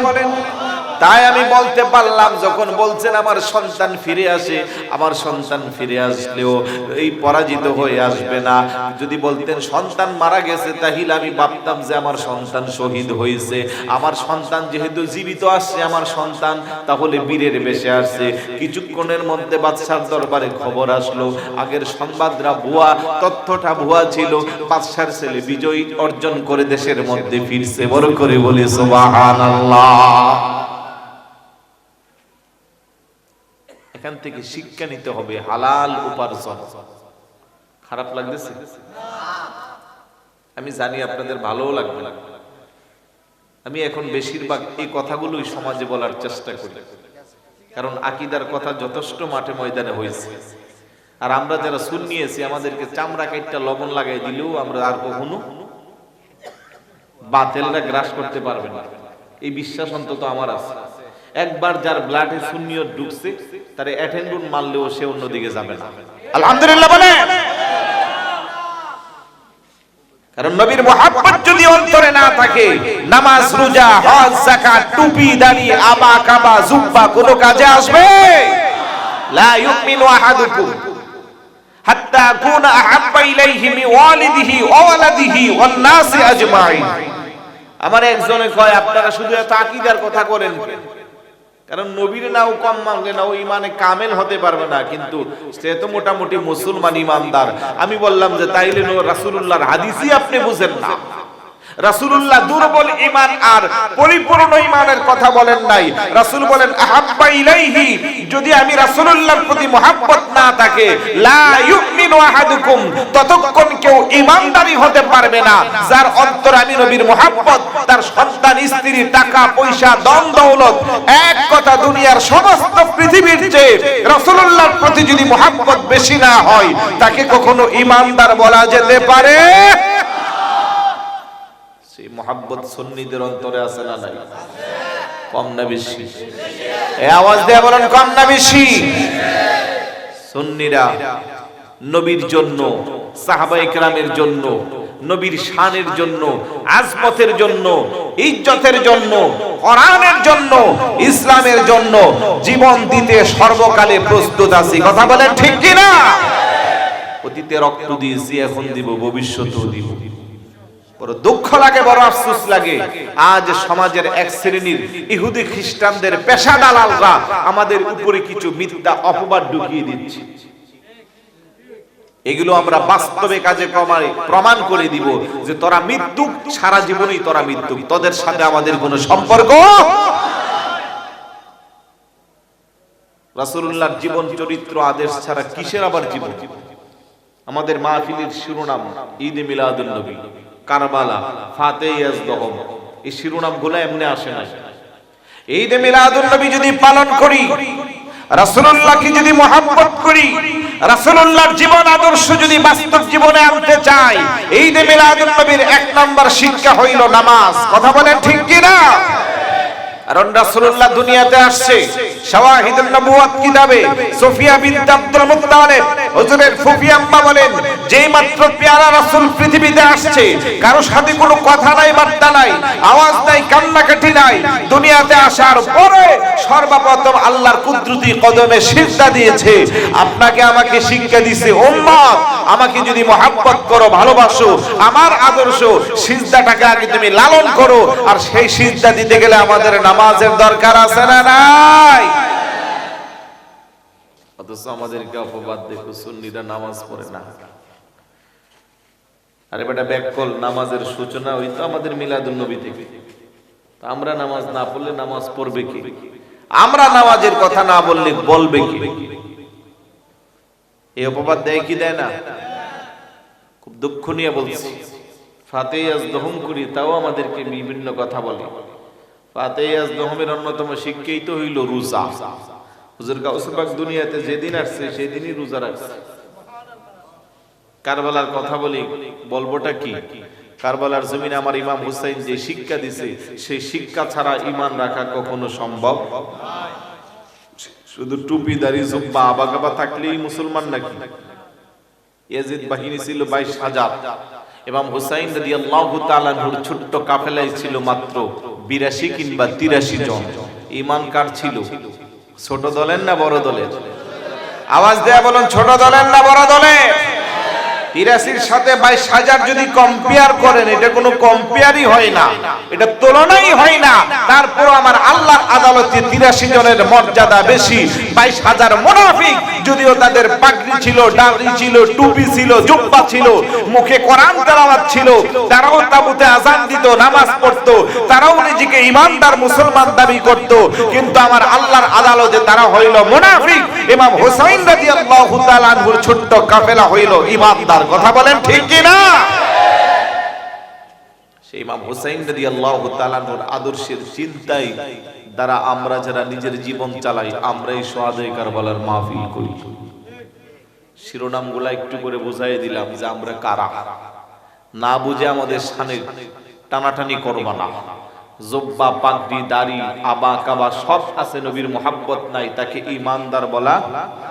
আরেকটু জোরে বলেন, ঈমানদার বলা যাবে? এই জন্য আহলে সুন্নাত ওয়াল জামাতের আকীদা যারা বিশ্বাস করে, তাদের পা থেকে মাথা পর্যন্ত সবটাই নবীর প্রেম। আওয়াজ দিয়ে বলুন না, নবীর প্রেম ছাড়া ঈমানদার হওয়া যাবে? নবীর মুহাব্বত নাই, নামাজ আছে, কাজ হবে?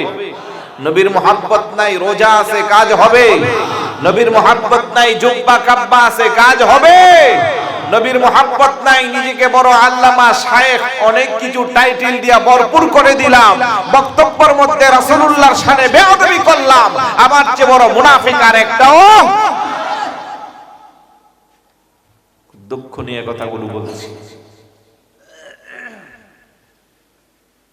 যে কথা বলতেছিলাম, হারামের সমাজটা ভরপুর হয়ে গেছে। এই হারাম উপার্জন দিয়া শরীর মোটা তাজা কইরা কখনো আল্লাহকে খুশি করা?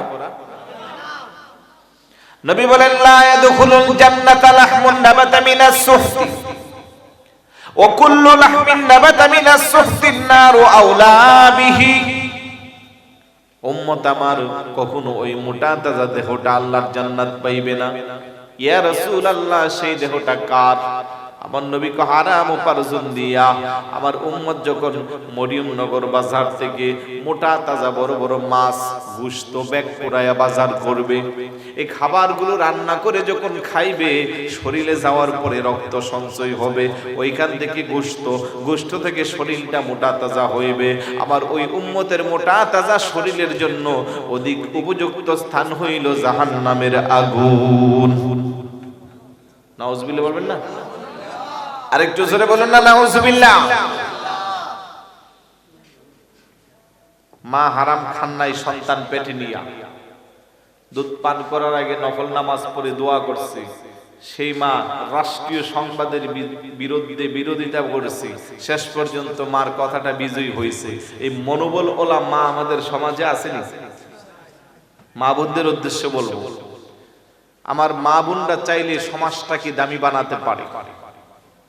এই সমাজের তরুণ প্রজন্মকে আমার মা বোনেরা চাইলে আল্লাহওয়ালা বুজুর্গ বানাইতে পারে। বলে কেমনে?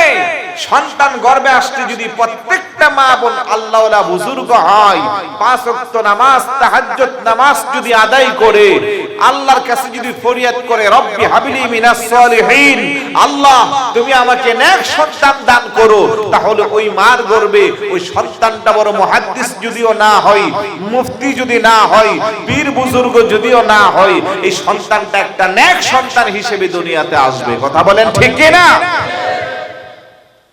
আজকে বহু ভাই আছে এলাকায় অনেক যশ খ্যাতি, টাকা পয়সার অভাব নাই, ব্যবসা বাণিজ্য সবার কাছে ভালো মর্যাদা, রাতের বেলা আরামে বাসায় ঘুমাতে পারে না। কেন? থানা থেকে পুলিশ এসে দরজার কড়া নাড়ে, সন্তানের নামে 10টা 5টা মামলা আছে না নাই? সন্ত্রাসী, চাঁদাবাজি, ইফটিজি, হয়রানি, মানুষকে মিথ্যা ভাবে বানোয়াট করে, অনেকভাবে এরকম করে। ওই মামলায় এসে দেখা গেল বাবা মার চোখে ঘুম নাই, ওই বাবা মা রাতের বেলা নির্জনে চোখের পানি ছেলে ছেলে কান্না করে। এত কষ্ট করে সন্তানকে কুলিপিটি করে বড় করলাম, মানুষ বানাইলাম, এই কারণে আজ সন্তানের কারণে শান্তিতে বাসায় বাড়িতে ঘুমাতে পারি না।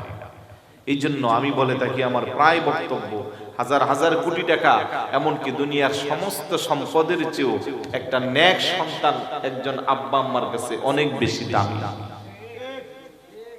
ঠিক কয়েকজন কইলেন, সবাই মনে হয় একমত হইতে পারলেন না। আপনি কোটি টাকার মালিক হতে পারেন নাই, একটা নেক সন্তান যদি রেখে যেতে পারেন, কবরে যাওয়ার পরে ওইখানে শান্তি পাইবেন। আর 5টা 7টা বাড়ি গাড়ি বানাইয়া হাজার হাজার কোটি টাকা রেখে গেলেন, সন্তান এটা নেক সন্তান না, অসৎ সন্তান হইছে। আপনি মরে যাওয়ার 5 বছরের মাথায় সমস্ত সম্পদ খাইয়া রাস্তার পাশে বোতলটাই নিয়ে বইরা থাকবো, আছে না নাই? এই আওয়াজ দিয়ে বলুন, আছে না নাই? ওই কোটি টাকার সম্পদের চেয়ে নেক সন্তানের মর্যাদা আল্লাহর কাছে অনেক বেশি। আজকে সমাজে হারামে ভরপুর হয়ে গেছে। এই হারাম খাই আল্লাহরে ডাকলে আল্লাহকে আমার শোনার টাইম নেই, কারণ আপাদক মস্তব পুরা বডিটা যখন হারাম মিশ্রিত হয়ে গেল, তখন এইভাবে আল্লাহকে ডাকলে আল্লাহ কখনো কবুল। রাসূল বলেন, মানিশতারা সাওবান বিআশরাতি দারাহিম ওয়া ফীহি দিরহামুন ওয়াহিদুন হারামুন লাম ইয়াকবালিল্লাহু মা দামা আলাইহিস সালাহ। উম্মত, 10 টাকা দিয়ে একটা কাপড় ক্রয় করলাম, কয় টাকা? 9 টাকা হলো তোমার গামের ভেজা পরিশ্রম, একটা মাত্র টাকা হইল তোমার হালাল উপার্জন, হারাম উপার্জন। 9 টাকা হালাল, 1 টাকা হারাম। ওই 1 টাকা হারাম মিশ্রিত হওয়ার কারণে 10 টাকার পোশাকটা পইরা তুমি যতই নামাজ পড়ো, যতই কান্নাকাটি করো, যতই আল্লাহর কাছে ফরিয়াদ করো, লাম ইয়াকবালিল্লাহু মা দামা আলাইহিস সালাহ, তোমার এই 5 ওয়াক্ত দায়মি নামাজগুলো আল্লাহর দরবারে কখনো কবুল হবে? আর একটু জোরে বলুন, হবে? এই জন্য অনুরোধ করব বাবা, নবীর প্রিয় সাহাবী যারা ছিল, আল্লাহওয়ালা বুজুর্গ ব্যক্তি যারা ছিল, তাদের জীবনীতে দেখা যায় তারা অনেক কষ্ট করে জীবন চালাচ্ছে, একটা পোশাক পরে তাদের জীবন পার করছে, একেবারে লবণ দিয়া শুটকি দিয়া এক মুঠো ভাত খায়া জীবন পার করছে, কিন্তু তারা কোনোদিন হারাম খাবারের মধ্যে নিজেকে সম্পৃক্ত করেন নাই। আমাদের মাযহাবের ইমামে আযম আবু হানিফা আলাইহির রাহমা, উনি বিশাল বড় এক ব্যবসায়ী ছিল। এখানে অনেক ব্যবসায়ী আছে না নাই? আরেকটু জোরে বলুন, আছে না নাই? ইমামে আযম অনেক বড় ব্যবসায়ী, হাজার হাজার ছাত্র ছিল। ছাত্রগুলোর কাছে দরস পৌঁছানোর জন্য এখনের মতো আধুনিক মাইক পদ্ধতি ছিল না। উনি পড়াতেন আর একজন একজন করে মুকাব্বির হইতেন। ওনার পড়ার ধ্বনিগুলো পিছনের ছাত্র পর্যন্ত পৌঁছতে বিশাল বড় মাঠে রূপান্তরিত হইত। সমস্ত ছাত্রদেরকে উনি পড়াইতেন ফ্রি, কোনো টাকা পয়সা নিতেন না। নিজের ব্যবসা প্রতিষ্ঠানের টাকা দিয়ে তাদের খাবার দাবার দিতেন। যাদের সংসার ছিল তাদের সংসারও পালতেন। বড় করে বলি সুবহানাল্লাহ। কত বড় ব্যবসায়ী ছিল। তারপরে জীবনীতে দেখা যায় কোনো একদিন নামাজ কাজা করেন নাই। 40টা বছর ফজরের নামাজ পড়েছেন এশারের নামাজের উযু দিয়া। আল্লাহু আকবার বলেন। ওই ইমামে আযম ব্যবসার কাজে ম্যানেজারকে 2 গাঁঠি কাপড় দিয়া পাঠাইলেন।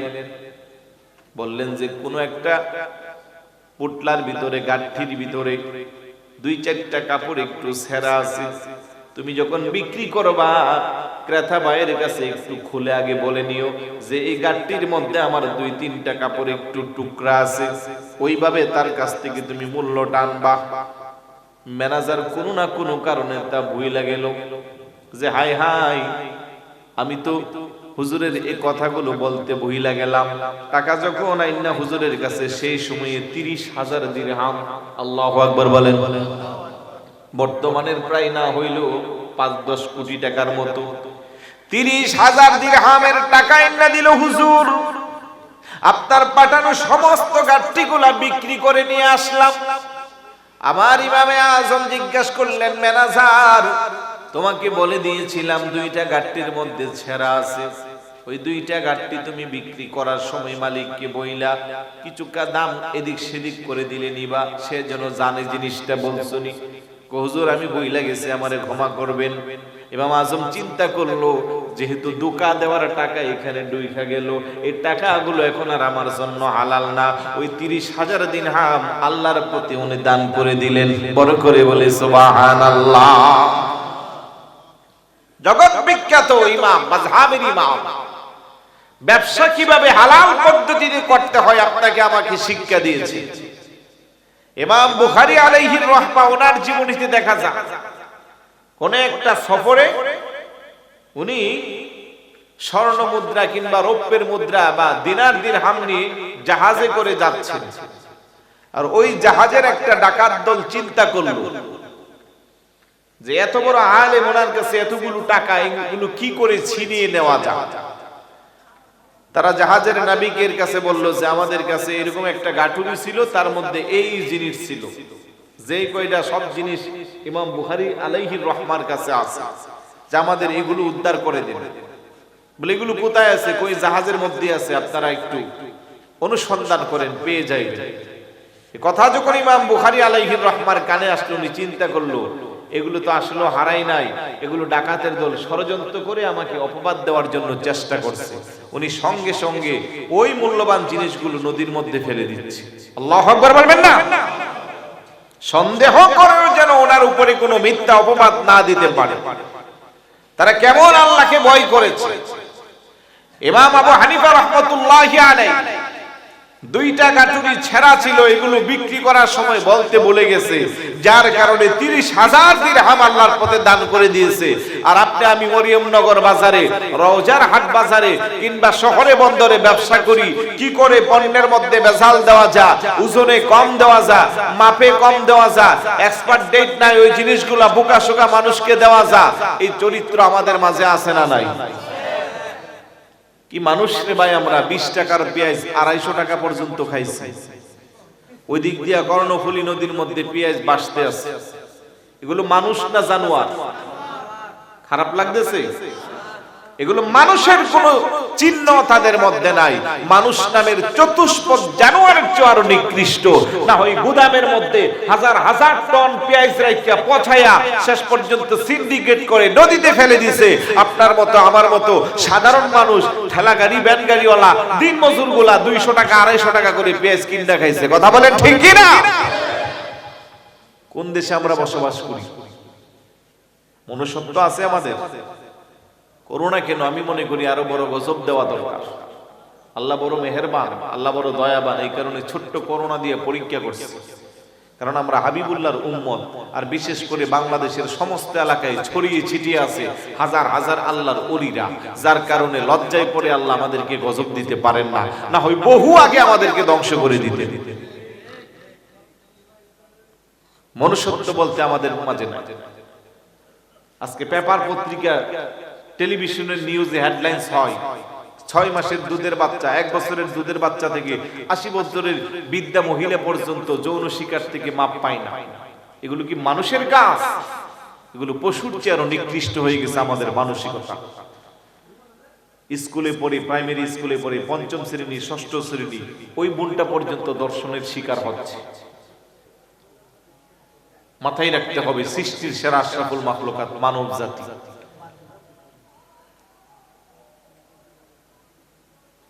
মহিলাদের প্রতি আমাদের দৃষ্টিভঙ্গি যদি আমরা পাল্টাই, সমাজ থেকে অনেক অপরাধ কমে যাবে। বিশেষ করে দর্শনের মতো মারাত্মক বেদী সমাজ মুক্ত হবে। আপনাকে মাথায় রাখতে হবে,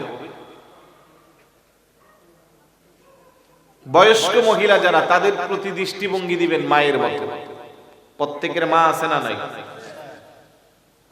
মায়ের মতো দৃষ্টি দিয়ে যখন আপনি একটা আপনার মায়ের বয়সের মহিলার দিকে তাকাইবেন, শয়তান আপনাকে ওয়াসওয়াসা দিতে। আপনি যদি বড় হন, আপনার সন্তানের বয়সের যদি কোনো একটা মেয়ে হয়, তার দিকে আপনি নজরটাও দিবেন সন্তানের মতো মনে করে, তাহলে শয়তান এসে আপনাকে আর প্রবঞ্চনা দিতে পারবে না। আপনার বোনের বয়সের কোনো একটা মহিলা হলে আপন বোনের মতো তার দিকে নজর দিবেন। নজর মানে হা করে তাকিয়ে থাকবেন তা বোঝাচ্ছি না, কারণ ইসলামী শরীয়ত আপনাকে নিষেধ করেছে পর কোনো নারীর দিকে আপনি তাকাইতে পারবেন না। কোনো না কোনো কারণে পথ চলার পথে যদি দৃষ্টি যায় কোনো মহিলার দিকে, প্রথম দৃষ্টি যাওয়ার যত তাড়াতাড়ি পারবেন দৃষ্টি নিচের দিকে করবেন, তাহলে সেটা আপনার গুনাহ হবে না। কিন্তু দৃষ্টি নামাইয়া ওনার সৌন্দর্য উপভোগ করার জন্য শয়তানের ওয়াসওয়াসা নিয়া দ্বিতীয়বার যখন তার সৌন্দর্যের উপভোগ করার জন্য তাকাইবেন, তখন সেটা জিনা হিসেবে আপনার আমলনামায় সাব্যস্ত হবে। নাউজুবিল্লাহ বলবেন না? আরেকটু জোরে বলুন না। কারণ শয়তান চায় আপনি উকিঝুঁকি মারেন মহিলার দিকে, আপনি তাকাইলে আপনার আমলনামায় চোখের জিনার শাস্তি লেখা হবে। কিন্তু যেখানে ইসলামী শরীয়ত আপনাকে আইন পাস করে দিল যে যত তাড়াতাড়ি পরে চোখ নামাইবা, এখন দেখা যায় 12 বছরের যুবক থেকে শুরু করে, কিছু মনে করবেন না, 60 বছরের বুড়া বাবাও হা করে তাকাই আছে। নাউজুবিল্লাহ বলবেন না? আরেকটু জোরে বলুন নাউজুবিল্লাহ। এই শয়তানের প্রবঞ্চনার কারণে জিনা ব্যভিচার বেড়ে যাচ্ছে। নাইলে 3টা দৃষ্টিতে যদি মা বোনদের দিকে তাকান, তাহলে মা বোনরা সমাজে নিরাপদ। আলহামদুলিল্লাহ বলি। আমরা মুসলমান, মাথায় রাখতে হবে আমাদের পরকালের ভয় আছে। পৃথিবীতে বহু জাতি আছে, ধর্ম আছে, যারা কোনো পরকালে বিশ্বাস, যারা আল্লাহকে বিশ্বাস করে না, যারা ঈমান না বেঈমান, তাদের কালচারের সাথে আমাদের কালচার কেন মিল যাবে? কিছু কিছু মহিলারা ফেসবুকে দেখি লেখালেখি করে, তারা নারীবাদী, তারা সংস্কার, আমাদের মতো মোল্লাদেরকে হেয় করে যে ইসলামটারে তারা এত বেশি কঠিন বানায় ফেলছে। আমরা নাকি ইসলামটারে কঠিন বানায় ফেলছি। আর ওনারা আধুনিকতার নাম দিয়ে নিজের সৌন্দর্য বিলীন করে রাস্তায়, হাটে ঘাটে, শপিং মলে, দোকানে পাটে, অফিস আদালতে একটা ওয়েস্টার্ন কালচারের দেশ বানাচ্ছে। তারা নাকি সঠিক আছে আর আমরা নাকি বেঠিক। এটা মুসলমানের কান্ট্রি, এটা আমেরিকা লন্ডনের সাথে তুলনা করার কোনো সুযোগ। ভালোবাসা করে কুত্তারে কুলি নিয়ে রাস্তাঘাটে হাঁটে, কুত্তার বাচ্চারে যে আদর করে নিজের বাচ্চারেও তত আদর করে না। তো আপনি একটা কুত্তা নিয়ে চলাফেরা করেন, কুত্তার বেলাতে আপনি তাদের আধুনিকতা আনেন না। নোংরা পোশাক পরার সময় আপনি তাদের সাথে কম্পেয়ার করেন। ওরা যদি নারীবাদী হয়ে এরকম করতে পারে, আমরা কেন পারবো না? তাদের ঠিকানা জাহান্নাম, তারা নাপাক। আল্লাহ কয় ইন্নামাল মুশরিকুনা নাজাসুন, সমস্ত মুশরিকরা অপবিত্র। কার কথা? আপনি মুসলমান, আপনাকে অপবিত্র আল্লাহ বলেন নাই।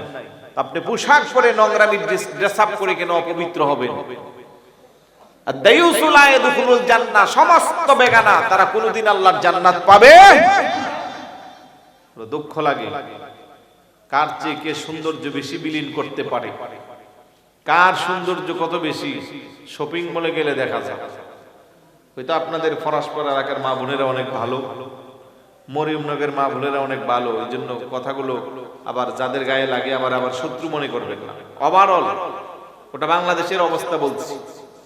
স্বামী তাকে বিদেশে কষ্ট করে টাকা উপার্জন করে, পাথর কেটে কেটে স্ত্রী সন্তানের সুখের জন্য টাকা পাঠায়, মাস শেষে সেই টাকা পাইয়া স্ত্রী মার্কেটে যায়, খুব ভালো করে মেকআপ টেকআপ করে সেজে গুজে যায়। বাস্তব না অবাস্তব?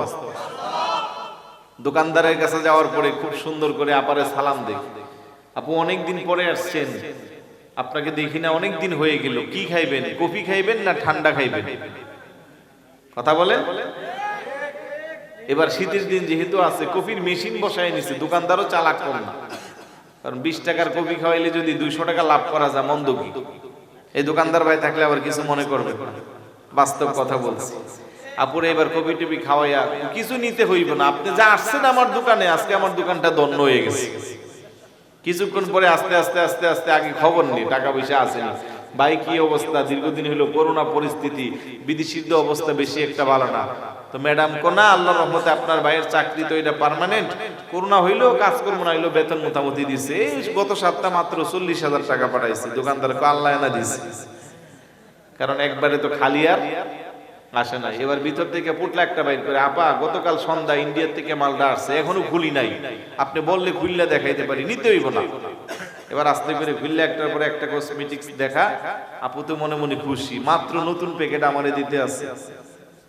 এবার সুন্দর বালা মোটা একটা চুরি, আপা কিছু মনে করবেন না, এই চুরিটা আপনারে খুব মানাইব, আপনি সুন্দর মানুষ তো। তা আস্তে করে আপার হাতটা ধরে এরপরে চুরিটা আস্তে আস্তে পড়াইয়া যায়। নাউজুবিল্লাহ বলবেন না? আরেকটু জোরে বলেন নাউজুবিল্লাহ। বাস্তব না অবাস্তব? ওই বোনকে আমি বলছি, আপনার হাতে স্পর্শ করার দোকানদার একটা টাচ পার্সেলের কোনো অধিকার নাই, আপনার হাতে টাচ করার একমাত্র অধিকার আছে আপনার স্বামীর। আপনি ওই স্বামীর অগোচরে স্বামীর দেওয়া পাঠানো টাকা নিয়া শপিং মলে মার্কেটে যাইয়া দোকানদার আপনার হাতের মধ্যে চুরি পরাইয়া আপনার সৌন্দর্য উপভোগ করছে, খোদার কসম আপনার ঠিকানা জাহান্নাম, জাহান্নাম, তাতে কোনো সন্দেহ। বাস্তব না অবাস্তব? আপু দেখেন না, থাইল্যান্ড থেকে লিপস্টিকটা মাত্র 6 পিস আসছে, 4 পিস বিক্রি হয়ে গেছে। আমার আত্মীয়ের জন্য 2টা রাখছিলাম, আপনি সুন্দর মানুষ তো একটু লাগাইয়া দেখেন। আপু ভালো করে লাগায়, না এটা তো জিনিস ভালো আছে। নাউজুবিল্লাহ বলবেন না? আরো যে কত নামটাম আছে ভাই, এত কিছু জানিও না, মোল্লা মানুষ। এই যে আমার বোন স্বামীর পাঠানো কষ্টের টাকা নিয়ে শপিং মলে যাইয়া নিজের সৌন্দর্য বিলিয়ে দিচ্ছেন পরপুরুষের সামনে, আর স্বামীর কষ্টের টাকাগুলো বিলাসিতার মধ্যে কাটাচ্ছেন। কাল কিয়ামতের ময়দানে আল্লাহর আদালতে আপনাকে জবাবদিহিতা করতে হবে। কথা বলেন ঠিক কি না? বহু বোন আছে যারা আবার পরকীয়া লিপ্ত হয়ে যায়, সন্তানগুলো বড় হওয়ার পরে স্বামীর অগোচরে পরপুরুষের সাথে দৈহিক সম্পর্কে লিপ্ত হয়ে যায়। এক সময় সন্তান জানলে আমরা মাঝে মধ্যে দেখি সন্তানকে মেরে ফেলে, না হয় বারাটিয়া কিলার দিয়া স্বামীকে মেরে ফেলে, কিন্তু পরকীয়ার সম্পর্ক ছাড়তে পারে না। বড় করে বলি না নাউজুবিল্লাহ। আছে না নাই? আর একটু জোরে বলুন আছে না নাই? খবরদার, ওই মা বোনকে বলছি, আপনার সৌন্দর্য চিরস্থায়ী না, আপনার সৌন্দর্যের বাহার থাকবে না। আপনি তাকাইয়া দেখেন, আপনার চেয়ে বহু সুন্দরী ছিল, নায়ক নায়িকা ছিল, আজ তাদের চামড়া টান দিলে 2 আঙ্গুল এদিকে চলে আসে, কেউ তাদের দিকে এখন তাকানোরও টাইম নেই। আপনার 2 পয়সার কোনো মূল্য থাকবে না মানুষের কাছে, কিন্তু আবেদা সালেহা দিনদার নেককার জাকিয়া তয়্যিবা তাহেরা যদি রাবিয়া বসরির মতো জীবন করতে পারেন, খাতুনে জান্নাত মা ফাতেমা রাদিয়াল্লাহু তাআলা আনহার জীবন চরিত্রে জীবনকে রাঙাইতে পারেন, আমার আল্লাহর আদালতে আপনার মর্যাদা অনেক বেশি। কথা বলেন ঠিক কি না?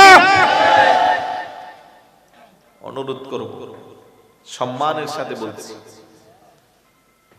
কেউ আমার মায়ের মতো, কেউ বোনের মতো বদদুয়া দিবেন না।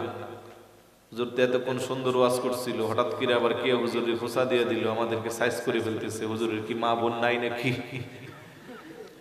এরকম মন্তব্য করবে। আমি আপনার পক্ষে হয়ে বলছি বোন, মহিলারা জান্নাতে যাওয়া একেবারে সহজ। পুরুষ লোক জান্নাতে এত তাড়াতাড়ি যাইতে পারে না।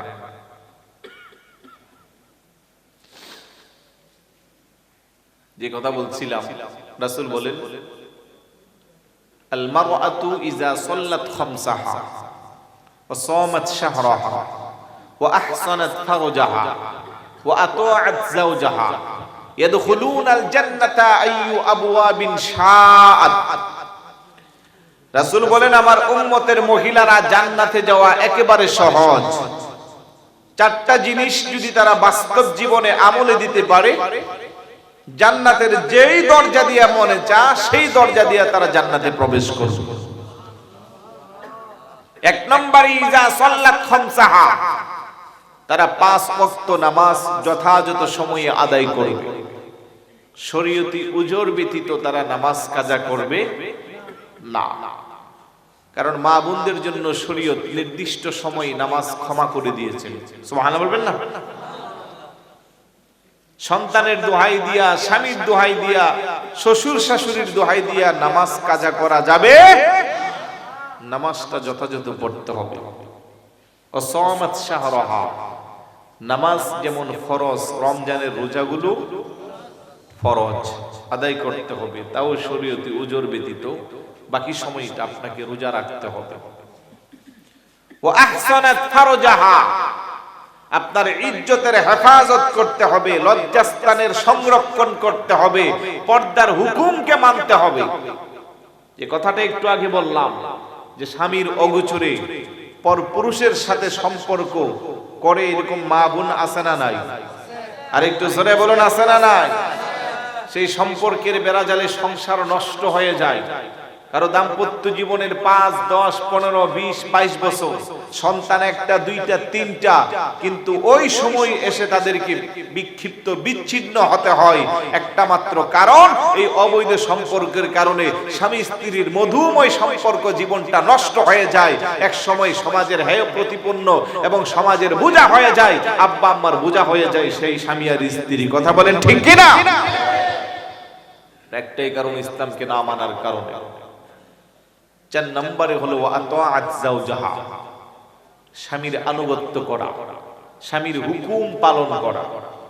স্বামী ইসলামিক ভাবে যত হুকুম দিবে সব পালন করতে হবে। শরীয়ত গর্হিত হলে সেটার ব্যাপারে ভিন্ন কথা, কিন্তু ইসলামী শরীয়ত সম্মত স্বামীর প্রত্যেকটা হুকুম স্ত্রীকে মানতে। এই 4টা জিনিস আমার যেই মা বোন তার বাস্তব জীবনে আমলে দিবে, আমার রাসূল কো ইয়াদখুলুনাল জান্নাতা আইয়ু আবওয়াবিন শাআত, আমার উম্মতের ওই মহিলা জান্নাতের যেই দরজা দিয়া মনে চা সেই দরজা দিয়া জান্নাতে প্রবেশ করবে। বড় করে বলি সুবহানাল্লাহ। আল্লাহ যেন প্রত্যেকটা মা বোনকে সেই মর্যাদাওয়ালা করে। 2 জনে আমিন বলছে, বাকিরা মনে হয় মা বোনদের সাথে খুব শত্রুতামি আছে আপনাদের, যে এত সোজা ভাবে 4টা আমল করে ওরা জান্নাতে যাইবো আর আমরা এত কষ্ট করবো, দোয়া দরকার নাই, এমন নাকি? তাহলে জবান খুলে বলুন না আমিন। আল্লাহ যেন প্রত্যেকটা মা বোনকে সেই মর্যাদা দান করে, বলি আমিন। খারাপ লাগতেছে ভাই? মা বোনদের কথা বললাম, পুরুষও তো কিছু আছে এরকম অসৎ চরিত্রের, আছে না নাই?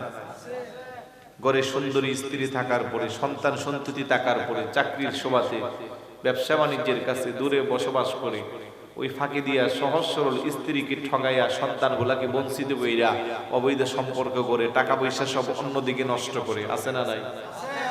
স্ত্রী সন্তানের বেলা হিসাব মাসের পরে নির্দিষ্ট অ্যামাউন্টের বেশি দেয় না, গার্লফ্রেন্ড নিয়া কিংবা পরকীয়া যার সাথে করে তার সাথে বসে রেস্টুরেন্টে মাসে তার 3 গুণ টাকা পয়সা নষ্ট করে, আসেনি? নিজের স্ত্রীর জন্য কাপড় কিনে 1000 টাকা দিয়া, গার্লফ্রেন্ডের জন্য কিনে 10,000 টাকা দিয়া, আছে না নাই? এই অসৎ চরিত্রের পুরুষ যারা আছেন আপনাদেরকেও হুঁশিয়ার করে দিচ্ছি, আপনার এই যৌবনের, আপনার এই সৌন্দর্য, আপনার এই শক্তি হিম্মত এটা চিরস্থায়ী নয়। কবরে যখন যাইবেন আপনার এই অপকর্মগুলো আপনার ছোট্ট কবরটাকে আরো ছোট্ট করে দিবে। আল্লাহর আদালতে আপনাকে ধরতে হবে। পৃথিবীর মানুষের কাছে ফাঁকি দিলেন, ফরসপাড়া মরিয়মনগরের মানুষ যে জানে আপনি আল্লাহর ওলি বুজুর্গ, কিন্তু আপনার দুশ্চরিত্রের কথা এলাকার মানুষ জানে না, আপনার স্ত্রী জানে না, বাবা মা জানে না, বন্ধু বান্ধব ভাই বোন সন্তান কেউ জানে না। যিনি জানেন তিনি কে? আরেকটু জোরে বলুন কে? আল্লাহ কো ইন্না বাতশা রাব্বিকা লাশাদীদ, আমার ধরা বড় শক্ত ধরা, যেদিন আমি ধরবো রে বান্দা সেদিন আর ছুটে যাওয়ার কোনো সুযোগ। তাই আমরাও আমাদের জীবনটাকে চরিত্রবান করব, আমরাও আমাদের জীবনটাকে রাঙাইব। মা বোনদের কি বলছি, আপনার এই সৌন্দর্য কোনো পর পুরুষকে দেখানোর অধিকার ইসলামী শরীয়ত আপনাকে দেয় নাই। আপনার যত সৌন্দর্য আছে আপনি সব দেখাবেন আপনার স্বামীকে, তাহলে আপনি আল্লাহর আপনার আমল নামায় সওয়াব পাইবেন। সুবহানাল্লাহ বলবেন না? যে স্বামী কষ্ট করে পাথর কেটে আপনার জন্য মেকআপ বক্স পাঠাইছে, ওইটা ওই স্বামীকে দেখানোর জন্য, ওই শপিং মলের দোকানদারকে দেখানোর জন্য না। আরো কিছু কালচার আছে, বলবো নাকি? বিশেষ করে আপনাদের চট্টগ্রামে আছে, বলবো? গায়ে হলুদের নামে নষ্টামি নোংরামি অনুষ্ঠান আছে না? বিবাহ পার্টিতে অনুষ্ঠান আছে না? ক্লাব ভাড়া করে নববধূকে পার্লার থেকে সাজাইয়া তারপরে ওইখানে স্টেজ বানাইয়া বসায়, আর বধূর সাথে বসে বসে হরেক রকমের ছবি উঠায়। দায়ুস যারা, যাদের সাথে মহিলার দেখা করা শরীয়ত সম্মত নয়, পর পুরুষ স্ত্রীকে দেখার কোনো অধিকার নাই। আমি ওই সমস্ত দোলহাদেরকে বলছি, যিনি ক্লাব সাজাই আপনার স্ত্রীকে সোফার মধ্যে ভালো করে বসাইলেন, আর আপনার স্ত্রীর সাথে যাইয়া আপনার বন্ধু বান্ধব এলাকার বিভিন্ন মানুষ একসাথে বসে, আর ক্যামেরাম্যান যাইয়া আপনার স্ত্রীর মাথাটারে ঠিক করে দেয়, আপু আর একটু এইভাবে বসেন। কথা বলেন ঠিক কিনা? আপনার কি লজ্জা লাগে না? আপনি কোন ধরনের পুরুষ? আপনার স্ত্রীকে আরেকজন একটা ক্যামেরাম্যান যাইয়া মাথায় হাত দিচ্ছে, হাতে হাত দিচ্ছে, তার পজিশন ঠিক করছে, আর আপনি তাকায় তাকায় দেখছেন। আপনি কোন ধরনের শ্বশুর? আপনার কি লজ্জা লাগে না? আপনার পুত্রবধূর গায়ে আরেকটা পুরুষ হাত দিচ্ছে। এই বাস্তব না অবাস্তব? শুধু ততক্ষণে সীমাবদ্ধ নয়, কেউ সেলফি উঠাচ্ছে, কেউ বসে ছবি উঠাচ্ছে, কিছুক্ষণ পরে আবার এগুলা ফেসবুকে দিচ্ছে। আজ আমার এলাকার বড় ভাইয়ের বিবাহ গিয়েছিলাম, মাশাআল্লাহ ভাবিকে নিয়ে সেলফি উঠাইয়া কিছু আনন্দময় মুহূর্ত আপনাদের সামনে দিলাম। নাউজুবিল্লাহ বলেন, আর একটু জোরে বলেন নাউজুবিল্লাহ। আপনার স্ত্রী ইসলামী শরীয়ত সম্মত, সে পর্দার ভিতরে থাকবে, আপনি ডিসপ্লে করে তাকে শুধু রাঙ্গুনিয়া না গোটা বিশ্বে ছড়াইয়ে দিচ্ছেন। কারণ যে ছেলেটা ফেসবুকে দিচ্ছে তার কিছু বন্ধু থাকে দুবাই, কিছু বন্ধু থাকে সৌদি আরব, কিছু লন্ডন, কিছু আমেরিকা, আছে না নাই? মুহূর্তের মধ্যে সে রাঙ্গুনিয়ার গড়ের মহিলা যে পর্দার ভিতরে থাকার কথা ছিল, তার ছবিটা এখন গোটা বিশ্ব ছড়াইয়ে গেল। হাজার হাজার মানুষ তার পিকচারটা দেখলো, যত মানুষ দেখলো তাদের সবার চোখের জিনা হলো। আর এই কারণে আপনার পুত্রবধূকে আপনি পার্লার থেকে সাজাইয়া ডিসপ্লে করলেন, আপনার স্ত্রীকে আপনি সাজাইয়া এই সুযোগটা করে দিলেন।